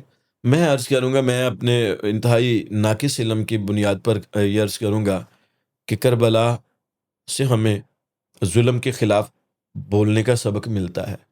کربلا سے ہمیں وفا ملتی ہے. کربلا سے ہمیں اسلام کی راہ میں اپنی جان و مال کی پرواہ نہ کرنا، اس کا سبق ملتا ہے. لیکن جرت، بہادری، استقامت، شجاعت اور وفا، یہ اس کے مین ایلیمنٹ ہے. آپ کو میں عرض کر دوں کہ اس کربلا کے میدان کے اندر بہت کم اس پہ بات کی جاتی ہے. غازی عباس جو سپہ سالار تھے مولا حسین کے، جی آپ کو پتہ ہے ان کو خریدنے کی کوشش کی گئی تھی. نہیں، ان کو خریدنے کی کوشش کی گئی تھی. اچھا تب بھی یہ سب ہوتا تھا. کربلا کے میدان کے اندر ایون دین جب خیمے لگ چکے ہیں، وہاں پر آ کر خریدنے کی کوشش کی گئی. آپ کو، آپ کی والدہ جس قبیلے سے تھیں، اس قبیلے کے لوگ یزیدی لشکر میں تھے. انہوں نے کہا کہ عباس کوئی بات نہیں، تم حسین کے کون سے سگے بھائی ہو، تم ہمارے ساتھ مل جاؤ، جو کہو گے زمین دنیا سے ملے گا. اس حد تک یہ بری چیز ہوتی ہے لالچ، لوگوں کو حق کی راہ سے ہٹانے کی کوشش. تو وفا ایسی تو نہیں ناز کرتی جناب غازی عباس علمدار کے اوپر. وہ ایک الگ سے چیپٹر ہے، اس پہ الگ سے آپ کی زبان میں پوڈ کاسٹ کرنا چاہیے کہ دنیا نے اگر رشتوں کی قدر سیکھنی ہے، دنیا میں رشتوں میں وفا سیکھنی ہے، رشتوں کا مان سیکھنا ہے نا، تو وہ ایک ہی ذات آپ کو نظر آئے گی، اور اس ذات کو غازی عباس کہا جاتا ہے. یہ کربلا کا ایک بہت بڑا سبق ہے. آج چھوٹی چھوٹی بات پہ بھائی بھائی سے ناراض ہو جاتا ہے، چند فٹ زمین کا جھگڑا ہوتا ہے، چند باتیں ہوتی ہیں، ایک کی اہلیہ نے کچھ کہہ دیا، دوسری کی اہلیہ نے، سالوں بولتے نہیں ہیں. میں کہتا ہوں کربلا سے یہ بھی سیکھیے کہ بھائی بھائیوں کے لیے جان دیتے ہیں. لوگوں نے یہ تو بڑا سنا سوچا، اور میرا یہ بڑا فیورٹ ٹاپک ہے. میں کہتا ہوں لوگ تو یہ کہتے ہیں نا کہ گر خونی رشتوں میں وفا ہوتی، کیوں بکتا یوسف مصر کے بازاروں میں. میں کہتا ہوں تمہیں یوسف کے بھائیوں کی بے وفائی نظر آتی ہے؟ حسین کے بھائی عباس کی وفا نظر نہیں آتی، جس نے بازو تک کٹوا دی ہے، جس نے اپنی جان تک دے دی، کہا میں کوشش کروں کہ سکینہ کی پیاس بجھا سکوں. اور میرا یہ فیوریٹ ٹاپک اس لیے میں کہتا ہوں، میں کاؤنٹر کرتا ہوں، میں کہتا ہوں رشتوں کی قدر اسلام نے سکھائی ہے، کربلا نے سکھائی ہے، غازی عباس نے سکھائی ہے. اور اسی ضمن میں وہ میرا یہ بڑے فیوریٹ مصرے ہیں کہ یوسف کے بھائیوں نے جسے گنوا دیا تھا کبھی، اس اعتماد کو عباس نے بحال کیا. یوسف کے بھائیوں نے، وہاں پر بھی معاملہ سیم ہی تھا کہ باپ ایک مائیں دو، یہاں پر بھی معاملہ سیم تھا کہ باپ ایک مائیں دو، مختلف، لیکن وہ اگر بے وفائی کی مثال، جفا کی مثال بن سکتے ہیں، تو ادھر وفا خود آ کر ناز کرتی ہے۔ کربلا سے جہاں بہت کچھ سیکھا جا سکتا ہے، لیکن معذرت سے ہم نے کربلا کو بجائے وفا سیکھتے، ظالم کے سامنے کلمہ حق کہنے کی جرت سیکھتے، ہم نے اس کو محدود کر دیا ہے مسالک کے اندر، اپنے اپنے معاملات کے اندر، اپنے اپنے نظریات کے اندر۔ تو جو آج کے مسلمان نے جو کربلا سے سیکھنا تھا، سوری ٹو سے، میری ایک اوپینین ہے، شاید ہم ابھی اس سے بہت پیچھے میرا ہیں۔ اگلا سوال یہی تھا کہ کربلا میں جو شہادت حسین ہوئی ہے، کیا وہ جو مقصد تھا ان کا وہ پورا ہو گیا؟ آج کے اگر ہم دور میں دیکھیں تو کیا آج کوئی ظالم بادشاہ نہیں ہے؟ آج کے اگر ہم دور میں دیکھیں تو کیا وہ دین جو ہے وہ ساری جگہ پر قائم ہو گیا؟ میں کر چکا ہوں عرض، میرا خیال ہے کہ میرے سوال کا جواب یہی آ چکا یہی میں یہ کہ ہم آج ذکر حسین میں تو بہت آگے ہیں، مگر فکر حسین میں بہت پیچھے ہیں۔ بہت پیچھے۔ آج ہم نے حسینی کردار کو دیکھتے ہوئے شاید آپس میں ایک دوسرے کے ساتھ شدت تو بہت زیادہ اپنائی ہوئی ہے، جدت نہیں اپنائی ہوئی۔ شدت کی بجائے جدت کی ضرورت ہے، کہ یعنی جدت سے مراد یہ ہے کہ حسین کو آج بھی اپنا رول ماڈل بنا لیا جائے، مولا حسین کو آج بھی جدید طریقوں سے سوچا جائے کہ دنیا کے جس بھی خطے میں جہاں پر بھی ظلم ہوگا، ہم نے حسینی فکر کو اپنانا ہے، جو ہم کر سکتے ہیں وہ ہم کریں گے۔ لیکن آج شاید وہ فلسفہ نہیں ہے، آج جدت بہت پیچھے رہ گئی ہے، شدت بہت زیادہ آ گئی ہے۔ ذکر تو ہر جگہ پر موجود ہے مولا حسین کا، لیکن فکر شاید ہر جگہ پر موجود نہیں ہے۔ اس میں آج بہت زیادہ پیچھے ہیں مسلمان، اور شاید یہی ہماری تھوڑی سی زبوں حالی کی سر وجہ جب بھی ہے۔ ان کی بات کی جاتی ہے تو ایک بہادری آپ کے اندر آ جاتی ہے، ایک ڈیولپ ہو جاتی ہے، حتیٰ کہ کچھ باتیں ایسی ہیں جو میں شاید آپ کو کہوں تو آپ کے لیے شاید حیران کن ہو، یا آپ کو لگے کہ یہ باتیں صحیح نہیں ہیں۔ جیسے کہ حسینی برہمن، ہندوستان کے اندر ایک ذات وہ چلتی ہے، جب ہمارے ٹی وی ایکٹر ہیں کوئی سنجے دت، وہ بھی اپنے آپ کو کہتے ہیں حسینی برہمن ہے، کہ جی ہم وہاں پر گئے تھے، ہم نے ہیلپ کی تھی، لیکن وہ اپنے آپ کو نا لائک پاورفل فیل کرتے ہیں اپنے آپ کو حسینی کہنے میں۔ میں دو چیزیں اس ٹھیک میں ہے، عرض کروں گا۔ براک حسین اوباما، اور آج کل ایک تو بڑا ہی مذاق والی بات چل رہی ہے کہ اسرائیل کے کچھ ٹویٹر اکاؤنٹس جون سا ہے، وہ ٹرمپ کو جون سا نا ٹرمپ نہیں لکھ رہے، ٹرمپ کے ساتھ ٹرمپ حسینی لکھ رہے ہیں، ٹھیک ہے، اس کو ٹاؤنٹ کر رہے ہیں یا اس کے بارے میں پورٹریٹ کر رہے ہیں۔ یہ مطلب کہ ایک پاور ایلیمنٹ ہے جو ہمیں تو پتہ کہ ملتا ہے، لیکن کافر بھی اس نام کو یوٹیلائز کر رہے ہیں۔ دو چیزیں میں اس میں عرض کروں گا۔ ایک میں یہ عرض کروں گا کہ واقعہ کربلا کی جہاں پر حقانیت اور حقیقت بہت بڑی ہے نا، اس کے ساتھ ایک چیز تو ہے، رتب و یابس کے کافی سارے معاملات ہیں۔ صحیح۔ میں اپنی ساری گفتگو کے اندر اپنی اس نظریے کو رکھوں گا کہ واقعہ کربلا میں رتب و یابس بہرحال بہت سارے ایڈ کر دیے گئے، بہت ساری چیزیں ایسی جو کہ ریلائبل سورسز سے نہیں ثابت ہوتی، لیکن ان کو حصہ بنانے کی کوشش کی گئی۔ انہی میں سے ایک چیز یہ ہے کہ حسینی برہمن کہلوانا خود کو، ایک چیز۔ دوسری جو بڑی اہم چیز ہے وہ یہ ہے کہ مولا حسین کے کردار کو جو ریئلی آج بھی پریز کیا جاتا ہے، not being just a Muslim, even then being non Muslim, غیر مسلم بھی آج مولا حسین کو، اور آپ کے یہ جو آپ کہہ رہے ہیں ہمسایہ ملک کے اندر مولا حسین کو بہت زیادہ ٹریبیوٹ پیش کیا جاتا ہے، بہت زیادہ آپ کے متعلق ہندوستان میں آج بھی۔ وہ ان کا ایک شاعر ہے، اس کے کچھ مصرے میں نے پڑھے تھے، اس نے یہاں تک لکھا کہ بھارت میں گر آتا پردوں میں اتارا جاتا، یوں چاند بنی ہاشم کا دھوکے میں نہ مارا جاتا، سر سجدے میں ہی پڑے رہتے جبینیں نہ کبھی اٹھتی، اس دیش کی بھاشا میں بھگوان پکارا جاتا۔ یہ تک ہم ان کے بھگوان والے کنسیپٹ پہ راضی نہیں ہیں، لیکن میں جو بات عرض کر رہا ہوں کہ وہ مولا حسین، آقا حسین کو اس حد تک پریز کرتے ہیں، ٹریبیوٹ کرتے ہیں، اور وہ ایڈمٹ کرتے ہیں، ایڈمائر کرتے ہیں۔ غیر مسلم بھی وہ کہتے ہیں کہ نہیں، اور اسی وجہ سے اس کو آج تک واقعہ کربلا کی اہمیت بہت زیادہ ہے کہ یہ مسلم غیر مسلم سب کے ہاں یکساں ہے، کہ مذاہب میں ہم مقابلہ ہر حوالے سے ایک دوسرے کے ساتھ کرتے ہیں، لیکن کہتے ہیں قربانی دینے کے حوالے سے کوئی مولا حسین کا مقابلہ نہیں کر سکتا۔ جہاں پر بھی عموماً یہ نام لیا جاتا ہے، جس گروہ میں، جس جماعت میں، اس کے اندر وہ ایک طاقت سی بن جاتی ہے۔ آپ دیکھتے ہیں کوئی سیاسی جلسہ ہو، کوئی بھی چیز ہو، لوگ یہ حق و باطل اور حسین اور یزید، جی یہ جی والی چیز کہہ کے ایک اسٹرینتھ لیتے ہیں. ہم، ایون دو کہ آج کل ایران اور امریکہ کا کنفلکٹ چل رہا ہے، تو وہاں پر بھی کیونکہ پوری پاپولیشن وہ شیعہ کنٹری ہے، تو وہاں پر بھی اس چیز کا نام بہت زیادہ لیا جاتا ہے، تو وہ بھی بڑی اپنے آپ کو اسٹرینتھ فیل کرتے ہیں. اس کے میں بارے میں اس آپ میں کیا؟ پھر یہ عرض کروں گا کہ ہم یہ بڑے افسوس کی بات ہے کہ یہ بات حکیم الامت کہتے کہتے چلے گئے لوگوں کہ فرد قائم ربط ملت سے ہے، تنہا کچھ نہیں، موج ہے دریا میں بیرون دریا کچھ نہیں. ہم سارے نہ دریا نہیں بننا چاہتے، ہم موجیں بنے ہوئے ہیں. یہ جو ابھی سینیریو آپ نے عرض کیا، یہ ہمارے ہاں ہے. 1 منٹ میں بات عرض کروں. آج ایران پہ فرض کریں اگر جنگ بندی ہوتی ہے تو ہمیں شیعہ سنی کا معاملہ نظر آتا ہے. اللہ نہ کرے کل کسی اور اسلامی ملک کے اوپر یہ معاملہ ہو جائے تو وہاں پر کیا ہمیں سلفی سنی نظر آنا نہیں، شروع ہو بالکل جائے نظر گا، نہیں آئے سلفی گا، سنی نظر بالکل آئے گا نہیں آئے گا. وہاں پر نہیں ہوگا. جب وہاں پر نہیں ہے تو یہاں پر بھی نہیں ہونا چاہیے، کلمہ کی بنیاد پر ہونا چاہیے بالکل اکٹھے. بالکل آپ کی بات صحیح اور ہے. اگلی بات اگر آپ یہ کہتے ہیں کہ میرا کہنے کا جو مقصد ہے کہ آپ 10,000 لوگ سڑک پر نکلیں اور جب یہ نعرہ آپ حسین کا لگا رہے ہیں تو آپ کو ایک اسٹرینتھ فیل ہو رہی ہے جی ان لوگوں ڈیفینیٹلی کو. ہوتی ہے، تو یہ اسٹرینتھ کا وہ جو حاصل کر رہے ہیں، یہ جی ادھر سے وہی چیز حاصل کر رہے ہیں اس چیز. وہ یہ تو میرا کہنے کا ڈیفینیٹلی مقصد ہے، تھا. وہ تو کلیم کرتے ہیں. اور اگر 1 منٹ کے لیے اگر آپ دیکھیں تو آج سے 2 ماہ پہلے شاید میں یہ اب ایک پرسنل اوپینین ہے، میں غلط بھی ہو سکتا ہوں کیونکہ اس میں میری بالکل ذاتی رائے اب آپ پوچھ رہے ہیں، اس کا تو قرآن و حدیث سے اس طرح سے ڈائریکٹ تعلق نہیں ہے. قرآن کریم میں بھی اگر دیکھ لیں تو وہ ایک جنرل کنسیپٹ موجود ہے، یا ایھا الذین آمنوا لا تتخذوا اليہود والنصارى اولیاء بعضهم اولیاء بعض.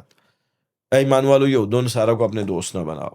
ٹھیک ہے، اس سے ہٹ کر اگر اب ہم دیکھیں تو ایران والوں کے جو آپ کہہ رہے ہیں کہ حسینی فکر کا وہ دعویٰ کرتے ہیں اور وہ ایک جرت آ جاتی ہے، یہ تو آپ کو ماننا پڑے گا، کریڈٹ تو بہرحال دینا پڑے گا جو کہ اس وقت دنیا کی سپر پاور خود کو کہلوانے والا ملک تھا، اس کو اپنے سامنے ٹیبل پہ لا کر بٹھا دیا. صلح جناب برابر کے معاملات میں ہی ہوتی ہے نا جی.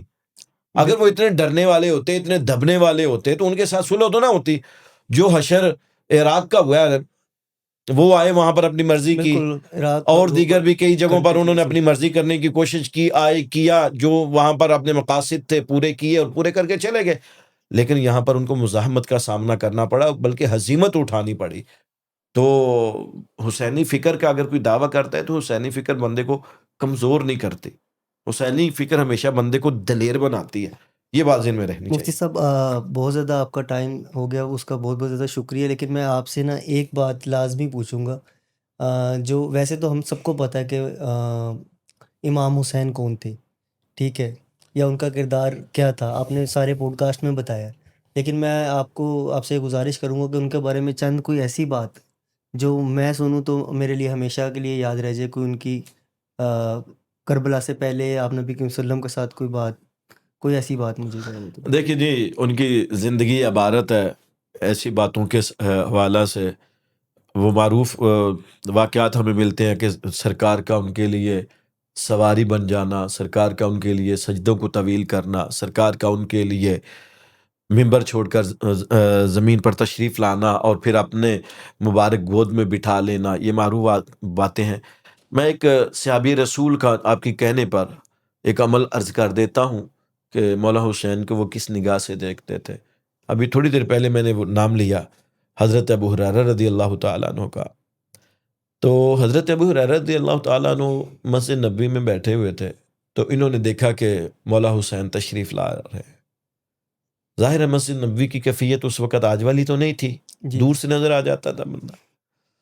تو جیسے مسجد نبوی کے پاس تشریف لائے نا مولا حسین، تو سیدنا ابو ہریرہ اٹھے مسجد سے، کہا حسین ذرا رک جائیے، گھوڑے سے نیچے تشریف نہیں لانا. امام علی مقام حیران. حضرت ابو ہریرہ آئے، اپنی دستار کھولی. عرب دستار کے لیے اپنی جان دے دیتے تھے. جی بالکل. آج بھی بندے کہتے ہیں کہ بندے کی پگ ہی سب کچھ ہوتی ہے. آپ نے دستار کھولی. مولا حسین کے چچا ابو ہریرہ چونکہ عمر میں بڑے، یہ آپ کیا کر رہے ہیں؟ کہا حسین ٹھہر جاؤ. دستار کھول کر مولا حسین کے قدموں کو اپنی دستار کے ساتھ صاف کیا. سبحان اللہ. مولا حسین کہتے ہیں چچا ابو ہریرہ یہ آپ کیا کر رہے ہیں؟ آپ عمر میں بڑے ہیں.